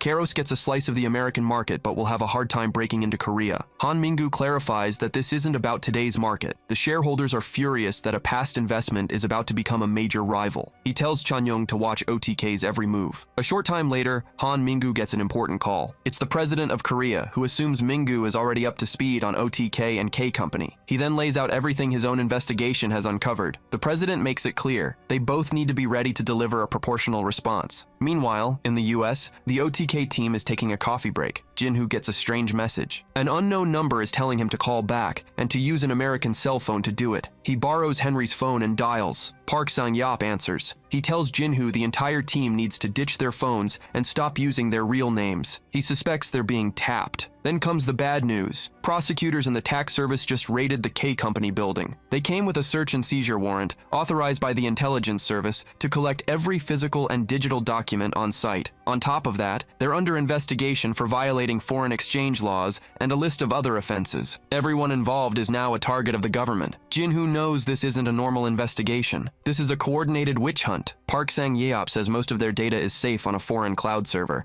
but he's about to be taken in for questioning. Jin-hoo tells him to be careful and to use this new number if he needs to get in touch. He hangs up and turns to his team. They have a serious problem. After hearing the story, Henry is floored. An operation like that should be illegal. Taekyu just says that in Korea things are different. Hyunju guesses the intelligence service was already watching K Company for some reason and just stumbled on the OTK connection by chance. But Jin-hoo knows that's not it. An operation this fast, involving the highest levels of government, can only mean one thing. PIS is involved. Ellie has no idea what PAS is. Taekyu explains they make airbags and plastic parts for various cars, but he doesn't see the connection. Jin-hoo lays it out for them. 90% of PAS's revenue comes from Hyundai, and Park Gyun-hye, the current president of Korea, was the CEO of Hyundai before he entered politics. By law, he can't hold stock while in office, but his entire family is still deeply tied to the company. Hyunju immediately understands. The president is sending a message. Anyone who threatens his old turf will be crushed. Henry starts to see the bigger picture. If Trump wins and tariffs go up, foreign exporters will be hit hard. Ellie finishes the thought. The Korean government is trying to kneecap OTK by using K Company as an excuse. Jin-hoo makes a decision. He's going back to Korea. With Park Sang-yeop sidelined, K Company needs a CEO. The girls know it's risky, but they're going with him. The guys are in too. They're not about to let Jin-hoo walk into this alone. For his part, Jin-hoo would rather fight than run. He's going to see this through to the very end. Before heading back to Korea,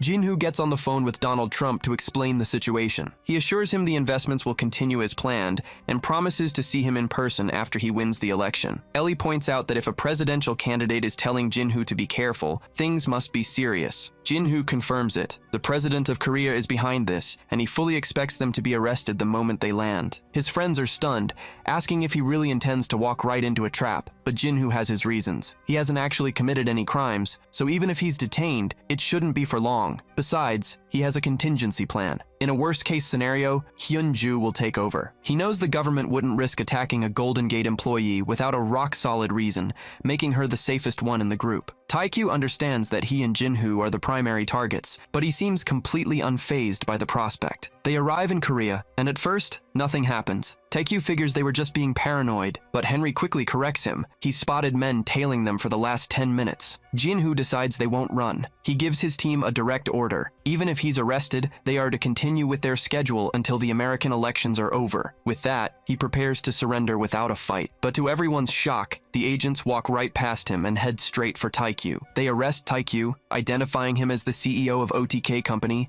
and charging him with violating financial management laws. Hyunju is furious, demanding to know who they are. The agents flash a warrant and state they're from the prosecutor's office. Jin-hoo watches his friend take the fall for him and tries to step in, but Taekyu stops him. He calmly confirms he's the CEO of OTK Company, then tells Jin-hoo to go do what needs to be done. They'll grab a meal when it's all over. The team can only watch, powerless, as he's led away. Outside the airport, they're met by Jung-gi Hong. He explains that Park Sang-yeop couldn't come because he's currently being interrogated. Jung-gi Hong's orders are to obey Hyunju in his boss's absence, but he's confused about where the fifth member of their group is. Jin-hoo tells him their friend was just arrested. He'll explain later, but right now, he just needs to get home. On the way, Hyunju processes the situation. As furious as she is, she admits it might have been for the best. For the team, losing Jin-hoo would have been a much bigger blow. She realizes her brother knew that, which is why he went so willingly. Her focus immediately shifts. She tells Ellie to find the best lawyer money can buy. They made a huge mistake by touching her brother,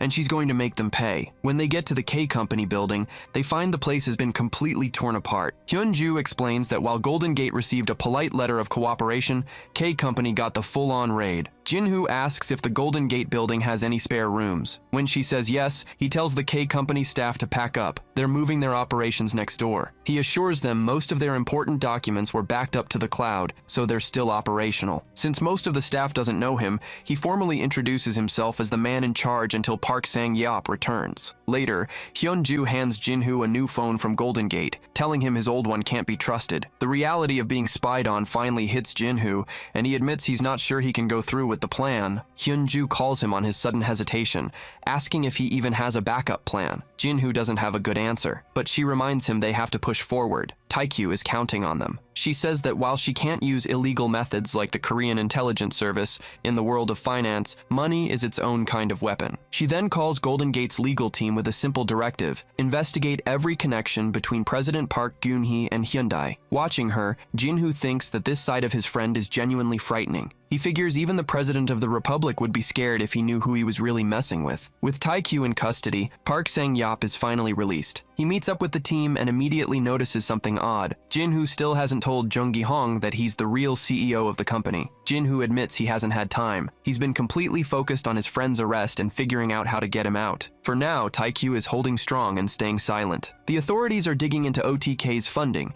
and a potential insider trading scandal involving Samsung. But Jinhoo knows they have no actual proof. They're just trying to keep Taekyu on ice until the American election is over. Park Sang-yeop gets the Korean government's strategy, but he also knows they made one critical mistake. They arrested the wrong guy. Jinhoo sees it differently. His friend's sacrifice bought them extra time, and he has no intention of wasting it. Getting back to work, Jinhoo confirms the automaker they're acquiring is in bad shape, but he tells Karos to push forward with the plan anyway. Sagan is confident that once they integrate their technology, the company will dominate the American market. With that issue settled, Jinhoo moves on to his next play. He says the Korean government is trying to slow him down, but he's about to do the exact opposite. He's ready to spend every last dollar he has. According to their intel, Donald Trump has shaken up the polls, but his victory isn't guaranteed. It all comes down to two crucial states, Pennsylvania and Ohio. So Jinhoo decides to inject an extra $5 billion of investment into those two states. Soon after, Hillary's chief of staff makes a furious call to the president of South Korea, demanding to know why he was promised OTK's investments would be blocked. Now Donald Trump is about to get a $5 billion boost in Pennsylvania, and he wants to know where that money came from. President Park Geun-hye insists it's impossible. The CEO of OTK is in jail, with even his lawyer meetings being monitored. The president concludes that the only person who could be acting in his absence is his older sister, Oh Hyun-ju. Hearing this, Joel realizes the information doesn't add up. He asks for a photo of the man they arrested. The second he sees Taekyu, he knows. This isn't the real CEO of OTK. The man he met was completely different. He tells the president the man he dealt with introduced himself as Mr. Kang, not Taekyu. And just like that, the president of Korea understands the scale of his mistake. The real target was right under his nose the entire time. Meanwhile, at a lavish dinner, the Korean Prime Minister's son, Hwang Gyu-sung, is holding court with his girlfriend, an up-and-coming actress named Jung So-hee. Across the table, Go Jun-young is with his own girlfriend, Yoon Seona. Hwang Gyu-sung scoffs at the news, finding it ridiculous that some 20-year-old nerd is causing such a political firestorm.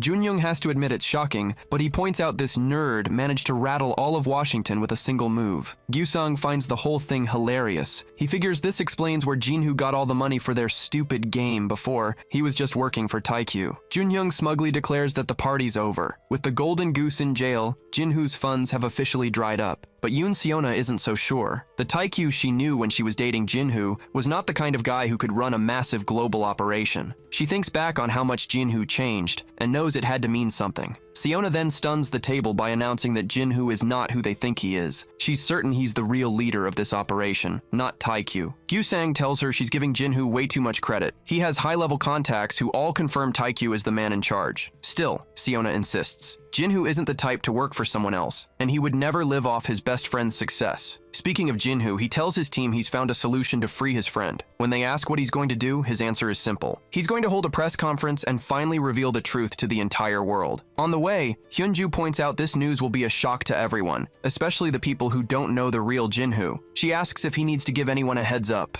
Jinhoo figures Yuri would be furious if she found out from TV, and she wouldn't be the only one. A little later, he arrives at his mother's house and takes the opportunity to formally introduce his colleagues. His mom can tell something serious is going on and immediately asks what kind of trouble he's in this time. Jinhoo just tells her they need to talk inside. Soon after, the announcement of OTK's press conference gets everyone's attention. Over at the intelligence service, Yoon Si-won can't figure it out. He wants to know what Jinhoo is planning. An assistant reports that agents have been tailing Jinhoo for days, but he isn't even trying to hide. Yoon Si-won finds this bizarre. A company under government surveillance should be laying low, but OTK is doing the exact opposite. He decides he has to stop them. But then he has a moment of doubt. If OTK hasn't actually done anything illegal, the intelligence service is about to be in a world of trouble. He's terrified OTK is about to drop a bombshell and decides to contain them before the conference, no matter what it takes. He calls the prosecutor general, trying to convince him to shut the whole thing down, but the prosecutor isn't having it. He reminds Yoon Si-won that thanks to the intelligence service,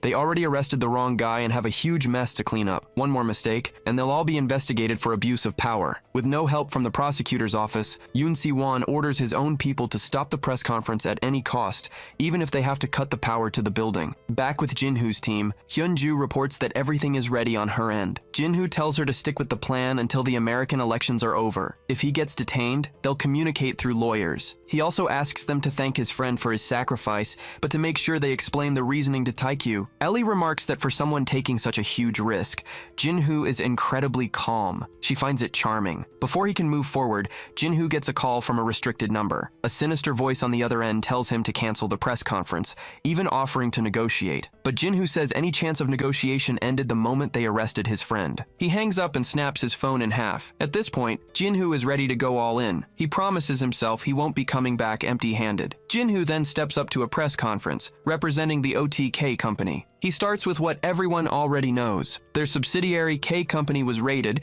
and the supposed CEO of OTK was arrested at the airport. But then he reveals what they don't know. His team's finances were being tracked, and their phones were tapped long before any of that happened. When a reporter asks for proof, Jinhoo provides photos from his own private investigators, clearly showing agents from the national security system. He declares the entire operation illegal, and says he has the names of the individuals and the agencies they belong to. Jinhoo frames the whole thing as political persecution, claiming it all started the moment they announced financial support for a US presidential candidate. The biggest proof, he says, is that the man arrested at the airport isn't even the real CEO of OTK. The authorities just grabbed the first person they could. Naturally, the press wants to know who the real CEO is. Without missing a beat, Jinhoo announces to all the cameras that he is the true CEO of the company, and he's ready to answer every single question. The room immediately erupts into chaos. Watching the whole thing on TV, Jinhoo's mother feels sick for her son. The story he told her earlier suddenly feels terrifyingly real. The shockwave even hits Jinhoo's university, where a classmate recognizes him on the broadcast and tells everyone that Jinhoo is the CEO of OTK. While the students are stunned, Yuri is the only one who isn't surprised. Jinhoo had already told her everything. The person most shocked by the news, however, is Seona. She knew he was involved in something big, but she wanted to hear it from him, and he'd refused to tell her the last time they met. Meanwhile, Lee Sung-kin, the owner of a major news outlet, watches the conference and thinks Jinhoo must be out of his mind. His company had been invited but blew it off as a joke. A colleague suggests they should have taken it more seriously, mentioning a document related to OTK that arrived in the mail. Lee Sung-kin isn't interested, but after making a few calls, he realizes that material was sent exclusively to them. He figures OTK chose his outlet specifically because of his well-known clashes with the current president of Korea, and on that basis, he decides to give them a shot. If it means a chance to hurt the president, he'll publish the story. Speaking of the president, Park Geun-hye is also watching. He claims he never wanted to destroy OTK, just send a warning to keep them in line. He'd even imagined they could work together after the American elections, but now everything has changed. He gets on the phone with his chief of communications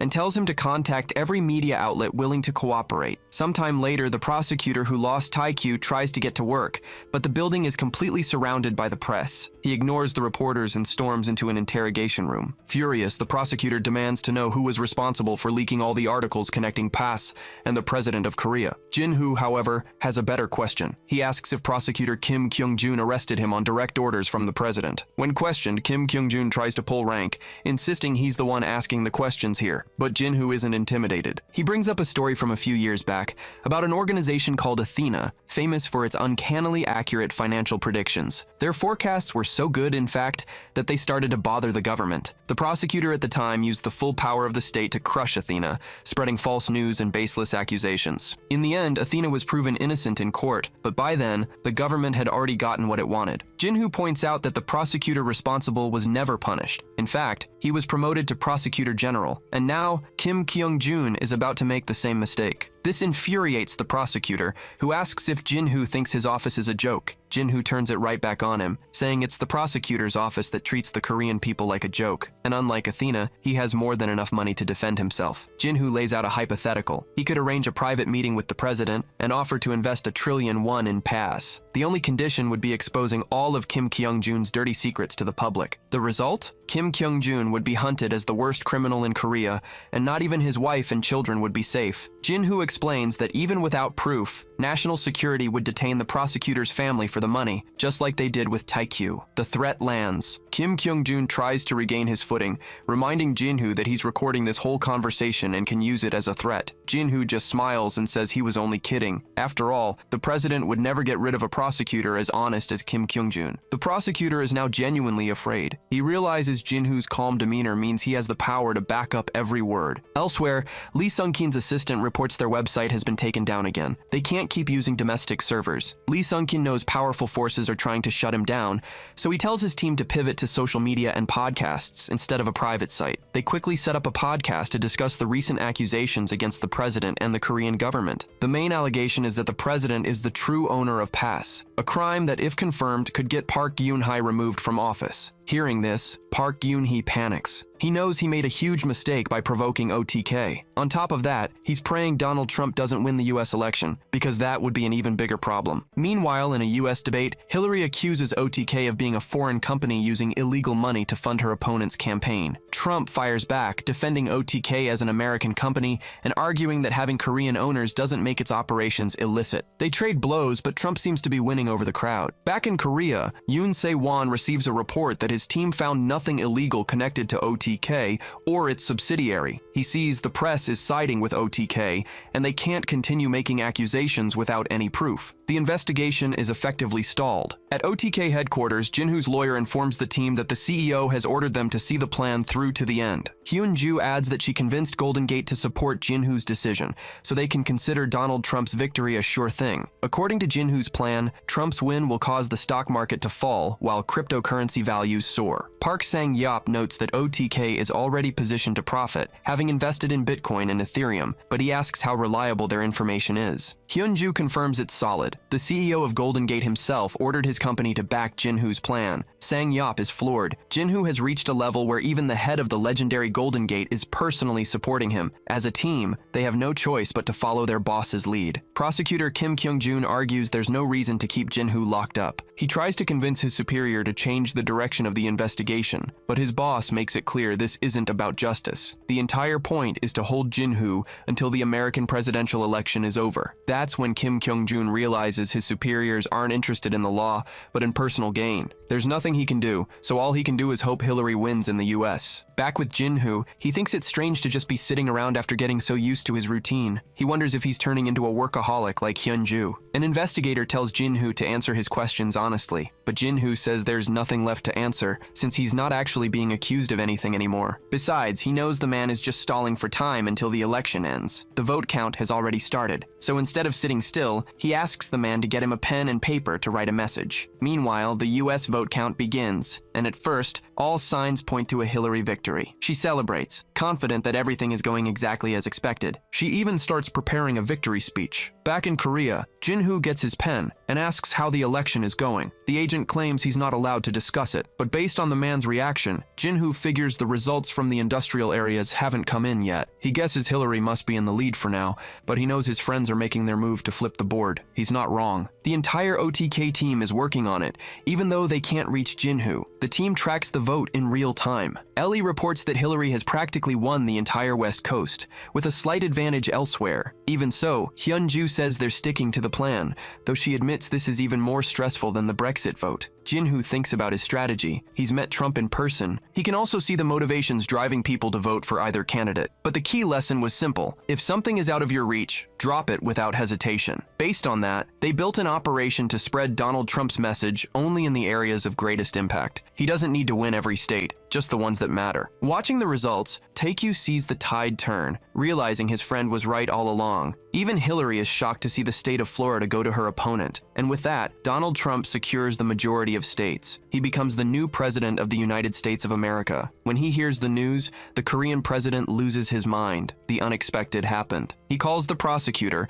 saying the plan to hold Jinhoo failed, and orders his immediate release. Hillary Clinton's cabinet is also in disbelief. But Joel knows Trump didn't win alone. He had outside financial help. He says the real reason their candidate lost was their failure to stop a single investor. Speaking of Jinhoo, he notices a strange shift in the guard's behavior and understands immediately Donald Trump won. A moment later, he gets the official news. The prosecutor's office is dropping all charges against Jinhoo and his companies. He's free to go. As he leaves, a guard tells Jinhoo to avoid the main entrance, which is swarming with press. Jinhoo gets it. An interview would just humiliate the prosecutor's office, making them look like they couldn't handle their own mess. He figures the prosecutor makes the mistake, but his team takes the heat. To spare them the trouble, he agrees to use the back exit. Besides, he has no interest in seeing his face on the news. Outside, he meets up with his best friend, Taekyu. Taekyu hands him some food, pointing out that he must be starving. While he eats, Jinhoo asks about his mother. Taekyu assures him she's fine and completely out of danger. Just then, Ellie gets out of the car in tears, overwhelmed with worry. She throws her arms around Jinhoo, admitting how terrified she was thinking about what could have happened to him. He tells her he's okay and that she has nothing to worry about. Park Sang-yeop cuts in, suggesting they get out of there and save the longer conversation for later. In the car, Jinhoo asks how much they made from the Trump victory. Park Sang-yeop confirms it was nearly $3 billion, then asks why Jinhoo didn't pull the same move during Brexit. Jinhoo explains his logic. The UK is big enough to absorb the shock. Mexico, in its current state, is going to be hit hard. He doesn't want to make enemies of entire nations. If he's going to expand his business, he needs allies, not a reputation for wrecking economies. As they drive, Jinhoo spots something new and asks what his friend has been up to. Taekyu grins. After the press conference, he figured it was time to make their presence official, so he had the OTK logo installed on top of their building. When Jinhoo arrives, he finds Hyun-ju waiting. He thanks her for managing everything while he was gone. She tells him that Donald Trump's secretary called, asking Jinhoo to get in touch as soon as he was free. Jinhoo says he already took care of it on the ride over. Turns out Trump is very grateful for the assist. With that settled, Jinhoo asks what OTK's next move is. Hyun-ju tells him their biggest problem isn't in the US, it's right here in Korea. Taekyu explains that President Park Geun-hye is facing impeachment and could be thrown out of office. Hyun-ju thinks they should actively invest in his removal. After everything Park Geun-hye put her brother and Jinhoo through, it's the least he deserves. Jinhoo knows he won't be going back to college for a while, so he decides to keep working from the office and maybe even hire more staff. In the wake of the scandal, Golden Gate forms a dedicated legal team to shield its clients from any more political pressure. Meanwhile, Park Geun-hye's approval rating has hit rock bottom, with public calls for his resignation growing louder. He makes a desperate attempt to salvage his image with a formal apology to the press. But he never actually admits to any wrongdoing, claiming he was only acting in the interest of national security. The excuse doesn't land well. Taekyu can't believe it. He wonders how a guy like that is still president with so much evidence stacked against him. Jinhoo explains that Park Geun-hye's political base is strong. They can't expect him to just walk away. But the president did need scapegoats. The prosecutor general, the prosecutor from the OTK case, and the director of the intelligence service were all fired. So while Park Geun-hye isn't leaving office anytime soon, the Korean government's war on OTK is officially over. The new logo on the building is the ultimate proof. They don't have to hide anymore. Jinhoo gets his own office, ready to make his company more professional than ever. In a meeting, he declares their first priority is hiring a director of human resources to handle recruitment and manage their growing team. He and his friends start sifting through resumes. One name immediately stands out to Taekyu, a Korean-American named Michael Lee with a seriously impressive career. Henry recognizes the name and agrees he'd be perfect for the job. Jinhoo knows he's found his guy and starts figuring out how to get in touch. Henry is sure Michael Lee will take the offer. After Jinhoo's recent rise to fame, plenty of people would kill for a chance to work with him. Just then, Jinhoo's phone rings. It's his mom. She apologizes for bothering him at work, but she says the house is completely full. All of his relatives have shown up to see him. Jinhoo can already picture the chaos, and he is not looking forward to it. Sometime later, Jinhoo heads to his mother's house. Tae-kyu, riding along, notices he's on edge and asks if he's nervous about the family reunion. Jin-hoo admits he'd basically forgotten he even had relatives. He remembers how his mother asked them for help after his father died, and not a single one of them stepped up. He claims he doesn't hold a grudge, since he gets how hard it is to lend money to someone who can't pay it back. Still, their true colors are showing now that they've seen him on television. Jin-hoo asks if Tae-kyu has the same kind of problems. Tae-kyu says no. His sister has always been successful, and his relatives are all well off, so there's no drama. When they arrive, Jin-hoo asks the head of security why she didn't turn the visitors away. His mother says it was her call. She couldn't bring herself to shut the door on her own family. Fine. Jin-hoo says he'll go in. The entire family is there to greet him, and one of his uncles immediately comments on the expensive car he arrived in. Others chime in about how good it is to see him after so long. Jin-hoo can't help but remember the last time he saw any of them was at his father's funeral. They insist they were just so worried after seeing his press conference that they had to come visit. Some even claim they skipped school and work just to see him, saying how happy they are that he's free. A cousin takes the opportunity to introduce her husband. Jin-hoo congratulates them, though he knows for a fact they've been married for a while and never invited him or his mother to the wedding. He decides to cut straight to the point and asks what they really want. They all insist they're just there to see him, nothing more. Jin-hoo tells them they've seen he's fine, so they can go. He's got to get back to the office after all. But an uncle says they should all catch up now that the family's together, and then asks exactly how much money Jin-hoo has made. Jin-hoo just says he has enough to give his mother a comfortable life, and that's the opening they were waiting for. The relatives slowly start revealing why they're really there. They want loans, or maybe a job at his company, which the news says is doing very well. Jin-hoo remembers how these same people barely spoke to him before, and how they completely ignored his mother when she was struggling. He knows if he isn't direct, they'll keep at it until he opens his wallet. But he's also not comfortable just throwing them out. They are, for better or worse, his father's family. Before he can decide, his mother takes over. She says she understands the real reason they insisted on visiting, and she thinks it's shameless of them to show up at her house asking for money. Jin-hoo's mother has had enough. She tells every last one of them to get out of her house and to never try contacting them again. She reminds them that none of their families were ever rich, but her husband always took care of his relatives, regardless of how his own company was doing. He paid for his younger brother's education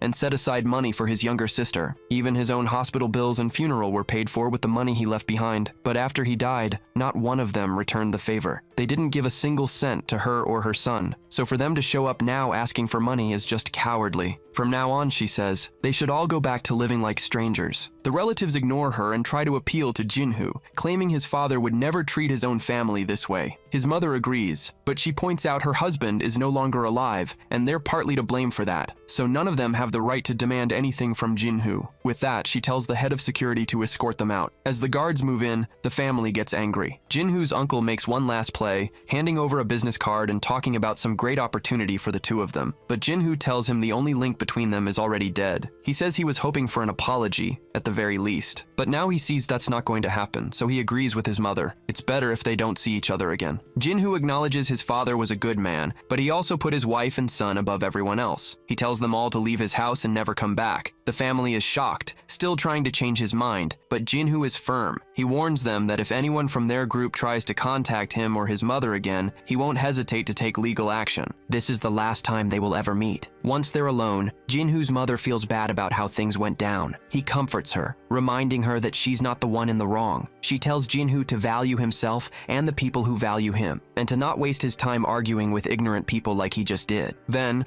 realizing they barely ate because of the chaos, she decides to go make dinner. Afterward, Jin-hoo goes to find his friend and explains what happened. Tae-kyu says he noticed the commotion, which is why he decided to stay outside. Jin-hoo tells him his mom is cooking and invites him to join them for dinner. Meanwhile, at Samsung, the vice president is doing his own research on Jin-hoo. He discovers they attended the same university, and more importantly, that Jin-hoo was involved in the Samsung crisis. The VP knows Jin-hoo was behind the decision to discontinue the L6. He figures no one would make a bet that risky without knowing something in advance. He also knows OTK is a team effort, and Jin-hoo is surrounded by exceptional people. But instead of feeling threatened, the Samsung heir is impressed. He even hopes they can be friends someday. Back at OTK, Jin-hoo is fielding a flood of meeting requests. Tae-kyu remarks on his friend's new popularity and asks who's on the schedule for today. Jin-hoo tells him it's the candidate Henry recommended. Soon after, Michael Lee arrives for his interview. He opens by cheekily calling Jin-hoo the biggest supporter of Donald Trump. Jin-hoo plays it cool, saying the American people elected the president, not him. Michael concedes the point, but notes that without OTK, the outcome would have been different. He quickly pivots, saying he's here to talk business, not politics. Michael explains that he studied OTK thoroughly. His wife is Korean, so he'd love the chance to work in her home country. He lays out his management philosophy. A company's first customers are its employees. A business can only grow if its people are happy. With that, he presents his proposal. First, an 8-hour day, 5-day work week. Next, a new buffet-style cafeteria. He also suggests adding break rooms, rest areas, and even a daycare for employees with children. Michael's core belief is that work should never be a sacrifice. When trust is strong between the company and its staff, everyone grows together. Jinhoo recognizes these are all scientifically proven methods for success. There's no reason to refuse. He tells Michael he likes the plan and offers him the job. Michael accepts immediately, ready to get started. Under Hyun-ju's supervision, Michael begins recruiting new staff from a list of candidates recommended by Golden Gate. Now that OTK is a real company and not just a front, Jinhoo also starts moving employees over from K Company. During a meeting, Park Sung-yeop jokes that his subsidiary is about to be empty. But then Jinhoo gets down to business. It's time to decide on dividend distribution. He suggests starting with 50 billion won, divided based on each person's stake in OTK. He also makes it clear they will pay every cent of their taxes, no matter how high. He's not about to give his enemies an easy target. Jinhoo assures them the K Company employees won't be left out. They'll receive a bonus, including Sang-yeop. Sang-yeop is thrilled, but points out the taxes will be massive. Jinhoo's mind is made up. The K Company staff will get a bonus equal to double their current salary. Sometime later, the team meets at the OTK building, but Ellie and Hyun-ju look exhausted. Ellie explains they've been overwhelmed reviewing candidates. Ji-hoon mentions seeing new faces in the lobby and asks if they've already started hiring. Hyun-ju clarifies that those are actually employees for Golden Gate's Korean branch. Since it's not officially established yet, she invited them to work out of OTK for now. She explains Golden Gate's plan. They intend to use the Korean branch to form a consortium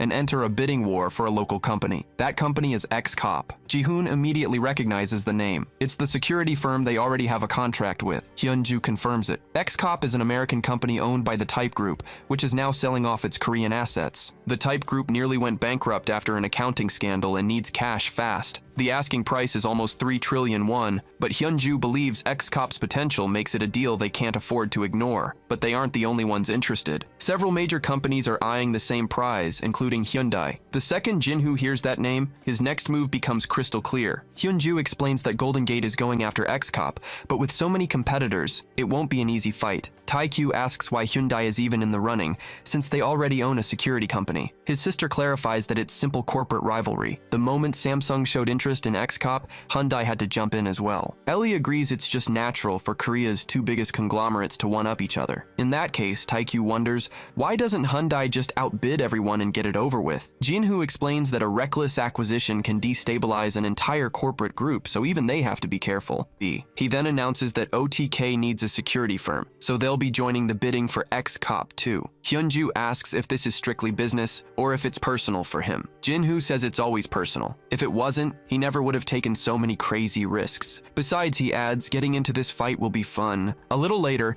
Taekyu notes that X-Cop's market value is 500 billion won, but the current asking price is a staggering 3 trillion. Jinhoo explains that the broker handling the sale is deliberately inflating the price to get a bigger commission. Taekyu understands. It's a bluffing game, with both sides posturing, and it all comes down to profit. To even have a seat at the table, Jinhoo says, they need to run their own strategic calculations to create some negotiating leverage. His friend asks why they don't just offer an even higher price than what the broker is asking. Jinhoo explains that would be a foolish waste of money. It would also tarnish his reputation, making everyone think OTK is an easy mark who will overpay for anything. Taekyu points out that his sister and Henry are already handling the details with Golden Gate, so he asks why Jinhoo doesn't just leave it to them. The protagonist says he likes to check everything himself. After all, he's the one with the power to see the future. He adds that to win, they don't just need to buy X-Cop. They need to completely block their competitors. And speaking of competitors, Jinhoo brings up the legendary Korean finance firm RCK Bros. Elsewhere, Ryu Cheol-gyun, the president of RCK Bros., has heard that OTK is joining the bidding war. His vice president Shin Byung-do dismisses the news, figuring Hyundai will ultimately buy X-Cop. But Ryu Cheol-gyun knows better, pointing out that OTK has a perfect investment record. He tells his VP to invite them for coffee. Their building is just across the street, and he's eager to meet them. Back with with Jinhoo, Michael Lee is complaining that OTK's corporate structure is a complete mess. He says they've been running the company like amateurs and will need at least 50 new employees to professionalize their operations. Jinhoo tells Michael to take care of it and to consult with Park Sang-yop on any future decisions. After the meeting, Jinhoo heads out for a date, hoping he won't be recognized on the street. Yuri finds him immediately and asks why he's wearing sunglasses. He explains it's a weak attempt at a disguise, since the press conference made his face a little too famous. Changing the subject, he remembers he promised to pay for their next dinner and tells her to choose any restaurant she wants. They end up at a very high-end place. Yuri says the university went crazy after his identity was revealed. Everyone is talking about him,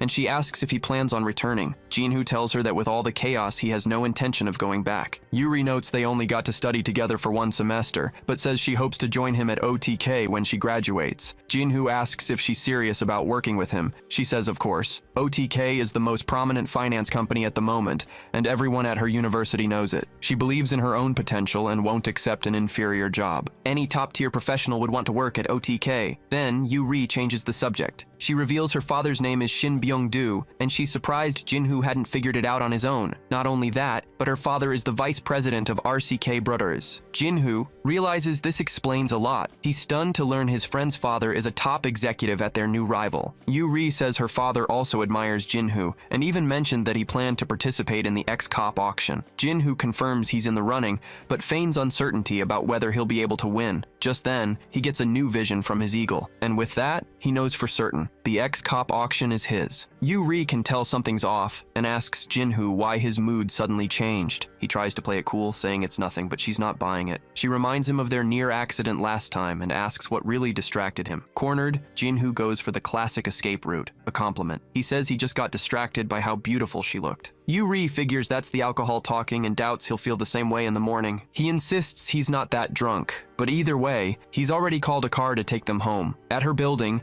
Yuri mentions that 5 major conglomerates are bidding in the auction, but she's rooting for him to win. Before saying goodnight, she takes off his glasses, telling him he shouldn't hide such a handsome face. Jinhoo thinks the date was a good call. He really needed a breath of fresh air. On the way home, he reflects on his vision. It came at the perfect moment, revealing the final auction price. Without that information, the acquisition would have been a nightmare. He's starting to notice a pattern. These visions seem to happen whenever he's with Yuri. In a way, he has her to thank for this. Arriving at the OTK building, Jinhoo tells his friend what he discovered. Taikyu crunches the numbers. To make back that kind of investment, they'd need 17 straight years of profit at the current level. Jinhoo predicts Samsung will back down, but Hyundai will push forward. If OTK wants to win, they'll have to pay a steep price. This requires a team meeting, so they head over to the Golden Gate building. Ellie finds them there, explaining that everyone's working late since the preliminary bid is in 2 days. She catches a whiff of wine and asks if Jinhoo was drinking without her. He brushes it off as a business dinner and promises to include her next time. Just then, Hyunju shows up, wondering what they're doing in her office at this hour. Jinhoo lays out his plan, and Hyunju is floored. He tells her they'll need about $3 billion to secure the win. Her first question is whether X-Cop is even worth that much. She points out that with a bid that high, they'd be starting in the red. Jinhoo realizes she's right. Hyundai isn't just trying to win. They're probably driving up the price on purpose to scare off the competition. He's also seriously impressed that Hyunju figured that out after only 10 minutes of analysis. But regardless of the risk, he's determined to see this through to the end. 3 days later, Seo Sang-won, the head of Hyundai, tells his team their final offer is $2,088 million. His vice president, Han Chan-young, thinks they should wait to hear the other offers first, just to be safe. But Seo Sang-won is confident. He set the price so high he doesn't believe anyone can compete. The VP reminds him that OTK and the Golden Gate Consortium are still in the game. SEO Sang-won scoffs at OTK, dismissing it as a startup run by a couple of kids. For him, the only real threat is RCK Bros. The vice president agrees, but he has a bad feeling about OTK. He thinks they're going to be a problem. He clears the room, asking to speak with Seo Sang-won alone about something strictly confidential. Han Chan-young insists they cannot lose this bid. He wants to raise their offer. He says he'll take full responsibility, as long as the final bid is $2,930 million. Back with Jinhoo, he already knows exactly what Hyundai is going to propose. He informs his friend that OTK's bid will be $2,930 million and $100,000. Taikyu just grins. This is getting fun. He can't wait to see the results. The next day, the moment of the main bid finally arrives. But first, Yoongi Hong introduces the new hires at OTK. Jinhoo is surprised to see one of his old college classmates, Ju Hyunjung, in the group. She's thrilled he remembers her, and even more excited for the chance to work with him. Gi-hong isn't surprised, mentioning that a lot of graduates from their university applied, so Jinhoo should expect to see more familiar faces. Jinhoo never pictured himself as the boss of his former classmates, but he's ready to get to work. Later, they meet up with Ellie and Henry in the office. Ellie figures Jinhoo must have been up all night, agonizing over the bid amount. He keeps it to himself, but the truth is he was up late playing games with his friend. With his foresight, picking a number didn't take much thought at all. Henry cuts in, announcing that since it's a big day, they all need to be dressed for the occasion. Right on cue, Hyunju walks in looking sharp and asks if everyone's ready. The guys confirm they are, though they're a little stunned by her professional attire. They head to the Seoul branch of Moore Starley, the firm brokering the sale of ex-cop. Jinhoo informs Hyunju that he and his friend settled on a bid close to the limit she suggested. She admits she's still not confident they can win, but she'll take care of the paperwork regardless. Inside, Taikyu is taken aback by the sheer number of people. Jinhoo points out that some of the teams are huge, and there are some famous names from the industry in the room, but Ellie notes that Jinhoo himself is the one drawing the most attention. He looks around and realizes she's right, immediately feeling uncomfortable under so many stares. It only gets worse when a few industry bigwigs come over to greet him, leaving him completely flustered. After the handshakes, Jinhoo notices that only one team hasn't approached him, RCK Brewers, the one group he was actually hoping to meet. Suddenly, a new team's arrival quiets the room. The president and vice president of Hyundai have joined the meeting, but the real shock comes when the VP, Han Chan-young, walks directly toward Jinhoo. He says it's a bit crowded and asks to speak with him in private. Away from the crowd, Han Chan-young expresses his surprise at seeing Jinhoo, saying he thought Jinhoo might avoid the event to stay out of the public eye. He mentions the indirect ties between Hyundai and OTK, then cuts to the chase. Why is Jinhoo so interested in ex-cop? Jinhoo keeps his answer simple. He needs a security company, and that's reason enough. Han Chan-young pretends to understand, but makes it clear that Hyundai has no intention of losing this bid. Jinhoo knows he's talking to the heir of the most powerful company in Korea, a man who expects to win. He also knows that as vice president, Han Chan-young is perfectly aware of what Hyundai did to his father's company, which makes this friendly act feel pretty hollow. Just then, Taikyu comes over to say the meeting is starting, and asks who Jinhoo is talking to. Han Chan-young has clearly done his homework on OTK because he knows Taikyu is Jinhoo's right-hand man and formally introduces himself. Like Jinhoo, Taikyu's blood starts to boil just being near a Hyundai executive. He manages to keep his composure, though, and plays it cool. In fact, he decides to land a little jab, thanking Han Chan-young for selling Karos to OTK for such a bargain. He even promises to buy him a drink sometime as a thank you. Jinhoo can't help it. He just bursts out laughing. Irritated, Han Chan-young asks if this is their idea of a declaration of war. Jinhoo just grins, telling him he's laughing because he already knows the outcome of the auction. He says Han Chan-young will see exactly what he means when the results are announced. With that, the two friends walk off, leaving their rival fuming. Han Chan-young is furious. He sees two kids who got rich overnight and think they own the world. It's time someone taught them a lesson. Selling a company usually takes months, even a year. This one took 2 weeks. The group behind X-Cop opted for a sealed bid auction. Highest offer in a sealed envelope wins. Song Myung-hwan, the brokerage CEO, runs the show, opening the envelopes on camera as everything is recorded. He announces that the values will be revealed as he goes. As the bids are read, some companies start celebrating early. Others realize immediately they're already out of the running. Hyunju gets nervous seeing the high numbers, but Jinhoo assures her their offer is bigger. Meanwhile, the president of Hyundai is certain he's got this in the bag. He feels good about trusting his vice president's numbers, confident no one can top their offer. Han Chan-young scoffs at OTK, saying they made a mistake thinking they could win. He dismisses their motivation as petty revenge, calling Jinhoo an unqualified brat who doesn't belong in this business. Hyunju doesn't know the final number Jinhoo submitted, so she's bracing for a loss to Hyundai. But Jinhoo is way too calm for someone who's about to lose. Not only that, her brother is smiling like he knows something she doesn't. The auctioneer announces the final bid, a joint offer from OTK and Golden Gate. He looks at the number and freezes. Even so, he reads it out. $2,930,000,000 and $100,000, just enough to top the highest bid so far. A stunned Hyunju wants to know what he just did, but Jinhoo tells her they can talk about it later. Furious, Han Chan-young storms the stage and demands to see the document for himself. The number leaves him speechless. He can't understand how it's possible. The auctioneer tells him he's disrupting the proceedings, but Jinhoo just enjoys the show. He knew his offer would beat Hyundai's by exactly $100,000. He did it just to rub it in. After the auction, some rivals are good sports, congratulating OTK on the win. But Jin-Hoo's own team wants an explanation for that very specific number. Jin-Hoo explains that he thought Hyun-Ju's proposed bid was too low, so he added $10 million.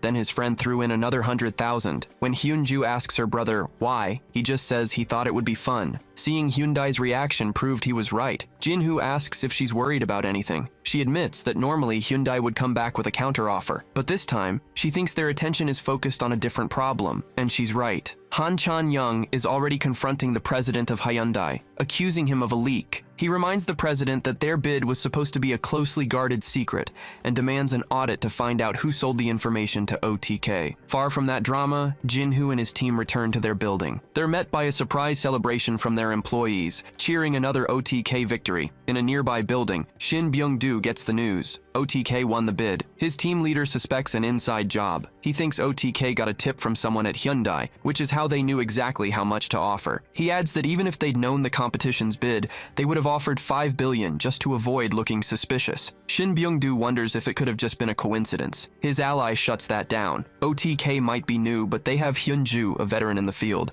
She doesn't make blind moves. He's certain they knew what they were doing from the start. Back with our protagonist, Park Sang-yeop asks the million-dollar question. How did he know Hyundai's offer? Jin-Hoo just calls it luck. He claims to hate Hyundai and insists he has no connections there. Park Sang-yeop says he believes his boss, but he's pretty sure Hyundai isn't going to buy the luck story. Anyway, Sang-yeop has found a house that fits Jin-Hoo's criteria. It's the former home of the CEO of Hyunjin Shipping. He explains that the shipping company nearly went under after the old CEO died. The widow, Chae Young-gyun, took over, but her terrible management skills only made things worse. Taekyu notes that this is also a problem for Hyundai, since Hyunjin Shipping is the one that transports their cars. Sang-yeop continues. On top of the mismanagement, Chae Young-in was being investigated for corruption, but she skipped town with her kids before a conclusion was reached. The investigation didn't stop, though. Under pressure, she put her house up for sale, publicly promising to donate her personal assets to try and save face. There's a catch. She listed the house for a price way above market value, because if it sells, a chunk of the money has to go to a company shareholder. Hearing this, Jin-Hoo is more determined than ever to buy the property. This is an opportunity he can't let slide. Sometime later,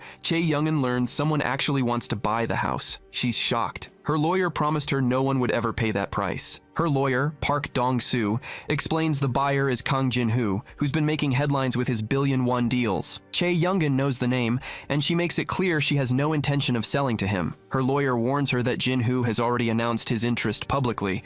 Backing out now would look bad. Their only option is to raise the price even higher. She reminds him she never actually wanted to sell. The whole thing was just a show to distract the Hyunjin Shipping shareholders. But the lawyer says Jin-Hoo's fame will draw media attention to this specific house. The best he can do is buy them some time. Besides, Park Dong-soo has heard that Jin-Hoo isn't much of a negotiator himself, letting his employees do all the hard work. He figures he can drag things out and squeeze an even higher price out of him. A while later, Jin-Hoo gets the new price, 22 billion won. He doesn't even blink. He's still buying it. Meanwhile, the acquisition of X-Cop is completed successfully, with no interference from any competitors. Then, Jin-Hoo is informed that Chae Young-gin's lawyer has arrived for their meeting. Park Dong-soo formally introduces himself. Jin-Hoo isn't impressed. He tells the lawyer he's a busy man and didn't appreciate the unannounced visit, so he should get straight to the point. The lawyer asks Jin-Hoo to withdraw his offer on his client's house. He tries an emotional angle, mentioning how Jin-Hoo bought his own childhood home. He claims his client has a similar sentimental attachment to her property. Jin-Hoo isn't buying it. If Chae Young-in was so attached, she shouldn't have publicly promised to donate her personal assets. Park Dong-soo concedes the point and offers a deal. He presents documents for another residence, offering a 20% discount if Jin-Hoo agrees to back off. The protagonist refuses. He says he likes the location of Chae Young-in's house. More importantly, he knows the real reason she doesn't want to sell. Jin-Hoo lays out the facts. Before trading was suspended, Hyunjin Shipping shares were worth 40,000 won each, and 2,000 of that went directly into Chae Young-in's pocket. He points out the difference between her and the small shareholders, regular people who sacrifice to buy a few shares hoping for a miracle. Chae Young-in, on the other hand, is so rich that losing 2 billion won would mean nothing to her, and yet, she let the small shareholders take the fall. She chose to watch her husband's company go bankrupt rather than part with 2 billion won. Jin-Hoo looks the lawyer in the eye. A future inmate won't be needing a house. He tells him Chae Young-in should start packing. After the meeting, Jin-Hoo asks Park Sang-yeop for some good news. Sang-yeop has it. Hyundai fired its president and his entire team, pinning the blame for the information leak on them. Jin-Hoo remembers seeing that president standing with Han Chan-young at the auction. He knows the man is talented. Putting the pieces together, Jin-Hoo decides he wants to meet this former Hyundai president. He tells Sang Yeop to arrange it. Sometime later, Seo Sang-won agrees to meet Jin-Hoo for dinner, but he's not there for a friendly meal. He wants to know if the information about Hyundai's bid was really leaked from the inside. Seo Sang-won explains that besides himself and the vice president, only 3 other people knew the number. He finds it hard to believe there's a traitor among them, because even after being fired, he still trusts his team. Still, he can't shake the memory of the auction. Jin-Hoo was unnervingly calm the entire time, as if he already knew the outcome. Then Seo Sang-won drops a key detail. After learning OTK was joining the bid, the vice president insisted they add another 50 million at the last second. They agreed on this new amount the very day of the auction. So if there was a leak, it would have been of the original lower number. Jin-Hoo realizes that without that last-minute change, Hyun-Ju's prediction would have been dead on. He doesn't feel guilty for using his ability, but he does feel bad that an innocent man lost his job over it. So Jin-Hoo offers a plausible cover story. His team just ran the numbers, made a good estimate of the competition, and got lucky. Taekyu expresses his sympathy for the misunderstanding, then gets to the real reason for the meeting. They want to offer Seo Sang-won a job at OTK, but Seo Sang-won turns them down. He argues that accepting the offer would only make him look more guilty, like he traded inside information for a position. Jin-Hoo can see the man is sincere. Even after being fired, he's still loyal to Hyundai, but Jin-Hoo also knows that with a traitor's reputation, Seo Sang-won will have a hard time finding work anywhere else in the industry. He tells him the best way out is to join OTK, since they're the only ones who believe he's innocent. Seo Sang-won points out that hiring him would just bring criticism down on Jin-Hoo. Jin-Hoo just shrugs it off. Ever since he was revealed as OTK's CEO, criticism is all he's gotten. One more complaint won't make a difference. He promises to help restore Seo Sang-won's honor if he joins them, and mentions he has the perfect project waiting for him,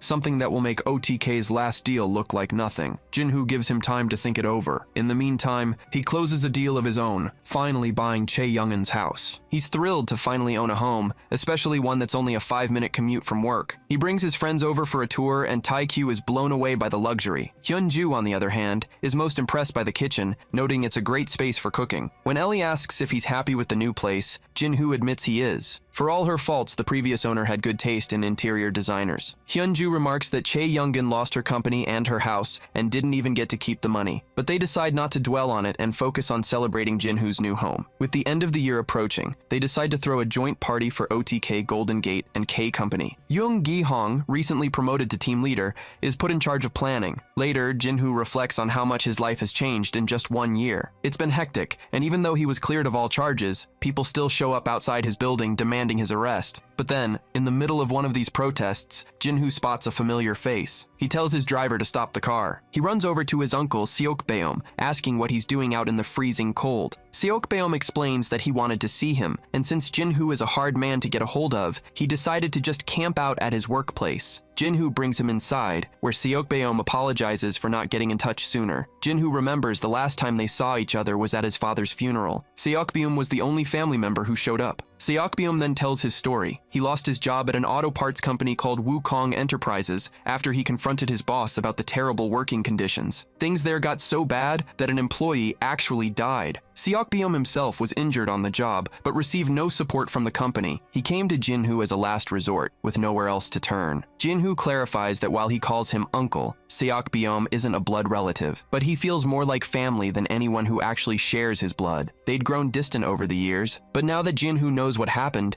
he promises to help in any way he can. Back when Jin-Hoo was a kid, 2 men named Kim Seok-beom and Park Jong-soo worked for his father. They were close friends, practically family. But after the company went bankrupt and Jin-Hoo's father died, they both ended up at Wukong Enterprises, which was a whole different world. Wukong worked its employees to the bone and refused to pay overtime. A union organized a peaceful protest to demand their rights. Wukong's response was to send a truck plowing through the crowd, injuring some and killing others. The company and the driver called it an accident, and they got away with it completely. The message was clear to the remaining employees: stay quiet or else. Park Jong-soo was one of the victims. He tried to fight them in court, but after failing, he fell into a deep depression and took his own life. Hearing this, Taekyu asks the obvious question: why do the police and prosecutors always side with the corporations? Jin-Hoo explains that in this country, the big companies prop up the entire economy. In other words, they have more power than the politicians. But Jin-Hoo promised to help, And now that he owns a high-end security firm, he's calling in the pros. Lee Cheoljin, an expert manager at X-Cop, lays out the situation. Wukong Enterprises has a law firm that specializes in handling these kinds of problems. On paper, they're lawyers. In reality, they're gangsters who specialize in union busting. But Lee Cheoljin assures him this is nothing X-Cop can't handle. After all, his team is full of ex-special forces and foreign mercenaries. A few street thugs are hardly a challenge. Jinhu makes it clear that what he's about to do isn't strictly for the public good,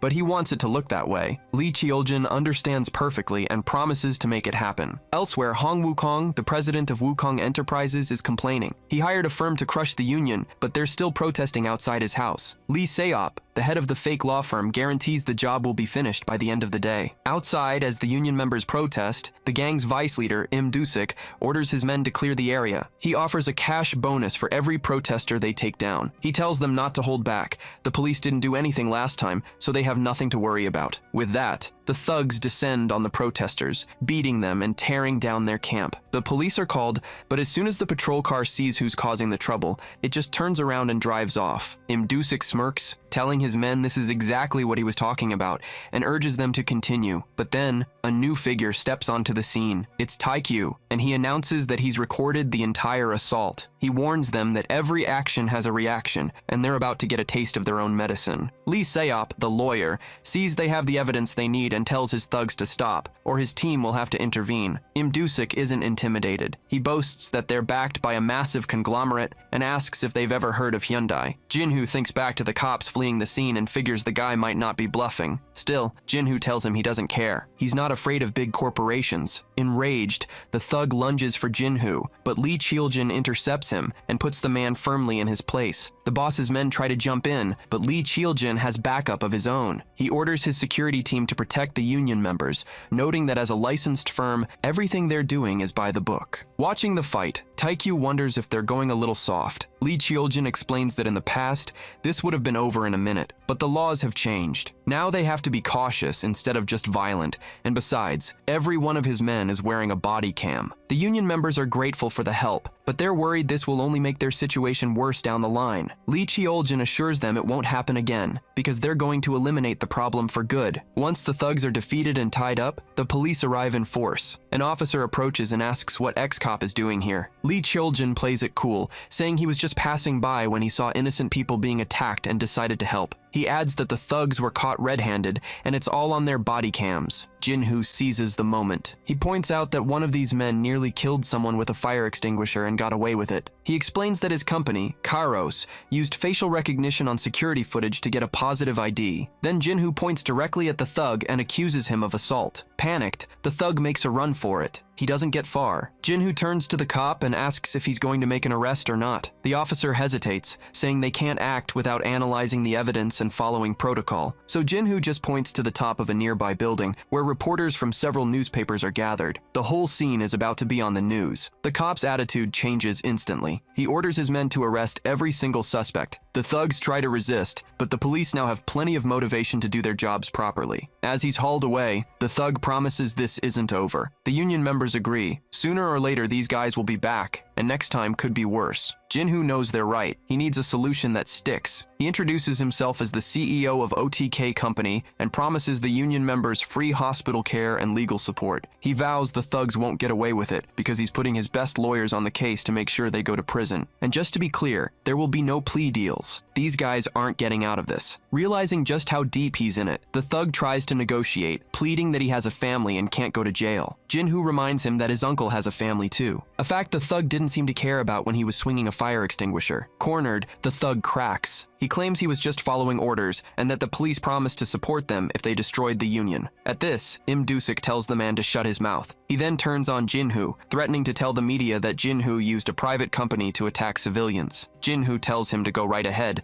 but warns Im Dusik and Hyundai's lawyers to prepare for the worst. He'd be more than happy to release his own video to the press, a thug confessing that the country's biggest conglomerate is tied to organized crime. Jinhu notes that Hyundai probably has ways to survive a scandal like that. He's not so sure about the thug who snitched, though. With no moves left, Im Dusik starts apologizing, begging to be spared. His men do the same, all claiming they were just following orders. Jinhoo finds it ridiculous. A few minutes ago, they were ready to kill. Now they're like abandoned dogs crying for food. Still, he feels good knowing he helped innocent workers who were getting hurt, just like his uncle. Before they leave, Jinhoo and his team decide to pay a visit to the source of the problem. He wants to at least see the faces of the people responsible before he heads home. With their plan in shambles, Hong Wukong wonders what comes next. The answer arrives immediately. An employee announces that the CEO of OTK and the manager of XCOP are in the building asking for him. Worse, the prosecutor's office just called about a criminal complaint filed against Wukong Enterprise. Before he can process this, the police are already there to arrest the front office chief. And right behind them is Jinhoo, who introduces himself to Hong Wukong and says it's time for a chat. Later, Hong Wukong demands to know why Jinhoo is meddling in his affairs. Jinhoo explains that his father taught him to treat employees like family. If Hong Wukong had done the same, none of this would be necessary. The old man scoffs, calling the union members vermin, who only complain instead of showing results. He lectures Jinhoo that an arrogant young man knows nothing about real work, claiming he started from the bottom and never slacked off or complained about his pay. Jinhoo cuts through the self-pity, reminding him that employees were seriously injured and even died on his watch. That shouldn't be normalized. It's perfectly natural for people to use their rights to demand better working conditions. Hong Wukong insists that union members aren't always right, and as the boss, he shouldn't have to accept everything they ask for. Jinhoo tells him to save his justifications for the court and the press, because tomorrow, the name Hong Wukong will be on every front page. But Jinhoo notices the old man is surprisingly calm, guessing he thinks he has an ace up his sleeve. Hong Wukong confirms it. As his assistant takes a call, he boasts that his company is a key subordinate to Hyundai. They'd never refuse to help him out of a jam. Jinhoo advises him not to be so sure. Hong Wukong accuses him of trying to bait a confession and clams up, saying he won't say another word. But Jinhoo says he doesn't need one. He already has everything he needs. He just points to the assistant's face, guessing from his reaction that help isn't coming. And he's right. The assistant confirms that Hyundai has refused to help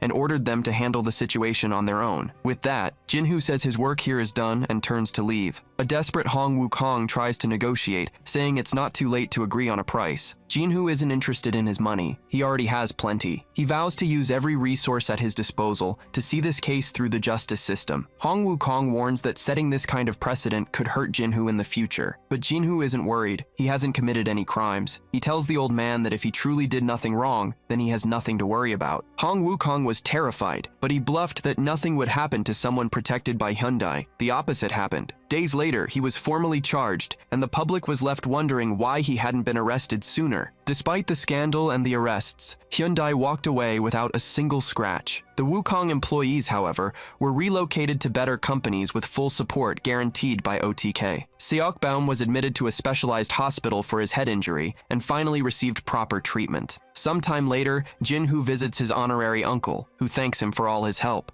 Jinhoo's mother is also there, comforting Seokbaum's wife, having gone through similar hardships herself. And, as always, the one crying the hardest is Taikyu. Sometime later, the day of the company party finally arrives. To everyone's surprise, Chase Southwell actually shows up, a move the staff takes as a nice holiday gift. After the party, Jinhoo gets a call from Seo Sang-won, the former president of Hyundai. He agrees to come work for Jinhoo, but on one condition: his old team has to come with him. Seo Sang-won explains that his colleagues were victims of the same misunderstanding that got him fired, and he guarantees every one of them is a top-tier professional. Jinhoo immediately agrees. He knows a competitor's mistake just handed him a whole team of elite talent for OTK. The new year kicks off, and Michael Lee reports that all the issues on his plate have been resolved. He points out that even with the new hires, OTK is growing so fast they're going to need more people soon. He also mentions their legal team is currently outsourced, and strongly recommends Jinhoo build his own in-house department. Jinhoo says he'll take care of it, and lets Michael know that Seo Sang-won and his crew will be joining them. Michael adds that they also need a public relations team, since OTK's reputation is still negative in some circles. Jinhoo tells him he has the perfect person in mind. He reaches out to Jung Gi-hong to be the head of PR. Jinhoo's known him for a while and trusts him completely. Jung Gi-hong accepts the job and promises to give it his all. Next, Jinhoo offers Henry the role of team leader for planning and coordination, telling him he's been with OTK long enough to deserve it. Henry hesitates. He asks if it's really okay for him to take such a high-level position,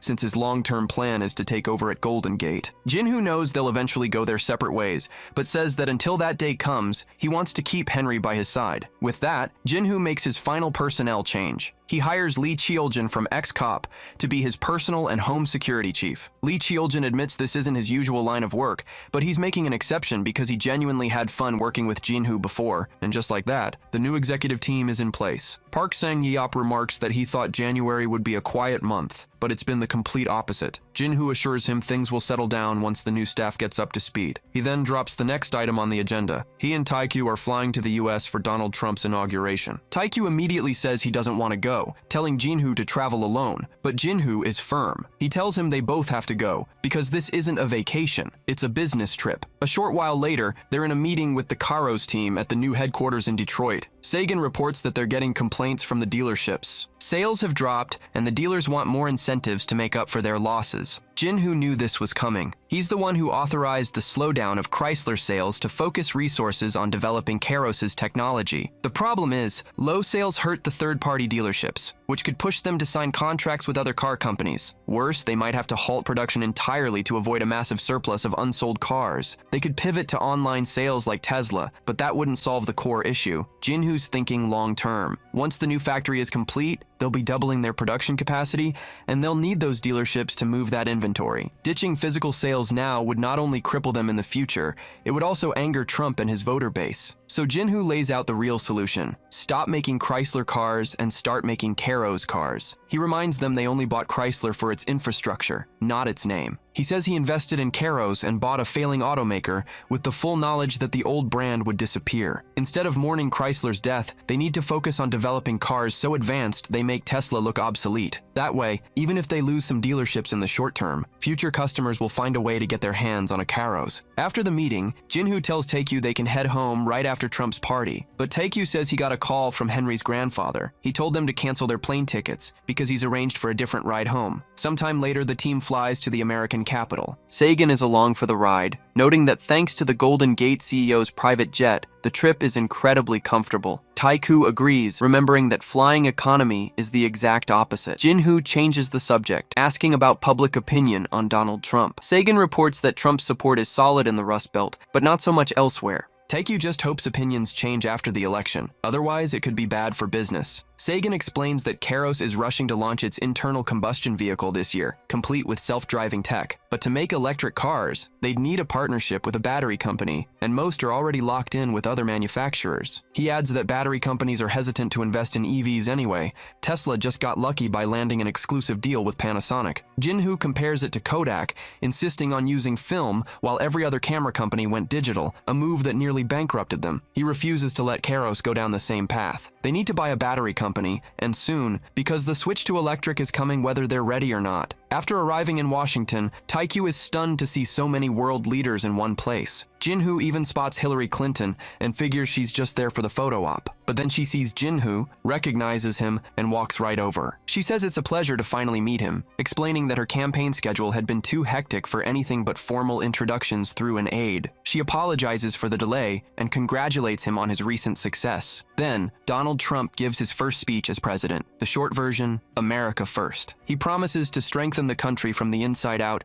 by creating more industries and jobs. He also announces plans to reduce trade with China, withdraw from the Trans-Pacific Partnership with Japan, and review numerous agreements involving South Korea. Jinhoo knows he helped put this man in office. If Korea gets hurt by these policies, he's going to get more than just a little criticism. He meets with Trump after the inauguration. Jinhoo calls the speech direct and clear, which Trump takes as a compliment. Jinhoo knows that high labor costs and taxes pushed most manufacturing to Mexico or Southeast Asia. To fix that, Trump promised to cut tariffs and increase factories on American soil, and Jinhoo promised to help. In return, Trump assured him no regulations would stand in their way, telling Jinhoo to call him whenever he needs anything. The deal stands as long as both sides have something to offer, which means Jinhoo doesn't have to worry about Karos's progress being blocked. He figures Trump is still more of a businessman than a president, but for their purposes, that's a good thing. Back at the hotel, Taekyu explains that Sagan already headed back to California after thanking them for the jet. Just then, Jinhoo gets a call from the front desk. The receptionist says a VIP is here to see him about the L6. Taekyu immediately panics, assuming it has to be someone from Samsung. But Jinhoo is calm, figuring nothing dangerous can happen in a hotel like this, and tells them to send the visitor up. A moment later, Lim Jin-young, the vice president of Samsung, is at their door. Taekyu recognizes him from TV. He was the guy who had to give press statements about the damaged L6 phones. Jinhoo tells him that's a rude thing to say to a guest's face, but Lim Jin-young just shrugs it off, saying he's heard far worse online. He apologizes for dropping in unannounced, but when he heard they were in the US at the same time, he couldn't pass up the chance. Getting straight to the point, Lim Jin-young says his company has a division called Samsung SB, which focuses on developing batteries for electric cars. He asks if OTK would be interested in investing. Jinhoo immediately tells him to come in. This is a conversation he wants to have. At the meeting, Lim Jin-young says he was shocked by what happened with the L6 but holds no grudge. He believes it actually benefited both sides in the end. He then mentions that he and Jinhoo went to the same university. Jinhoo already knew that. Lim Jin-young is famous on campus for donating scholarships every year. Taekyu adds that his older sister went there too, so they all have a connection. He notes that in Korea, common ground like that makes business go a lot smoother, shortening the distance between them. Lim Jin-young takes it a step further, saying he already considers them friends. Then he gets straight to the point. He needs their help. His father is gravely ill with only 2 weeks to live, and the family has known for some time. Lim Jin-young is philosophical about it. Death comes for everyone regardless of wealth, and he's been preparing himself. His real worry is his family. He knows they're about to fight over the inheritance. The main Samsung assets should be fine, but the SB division is the real problem. Jinhoo recognizes the name. SB developed the L6 battery and other key tech, so he asks what the issue is. Lim Jin-young explains his younger brother and mother are trying to take control of Samsung SB,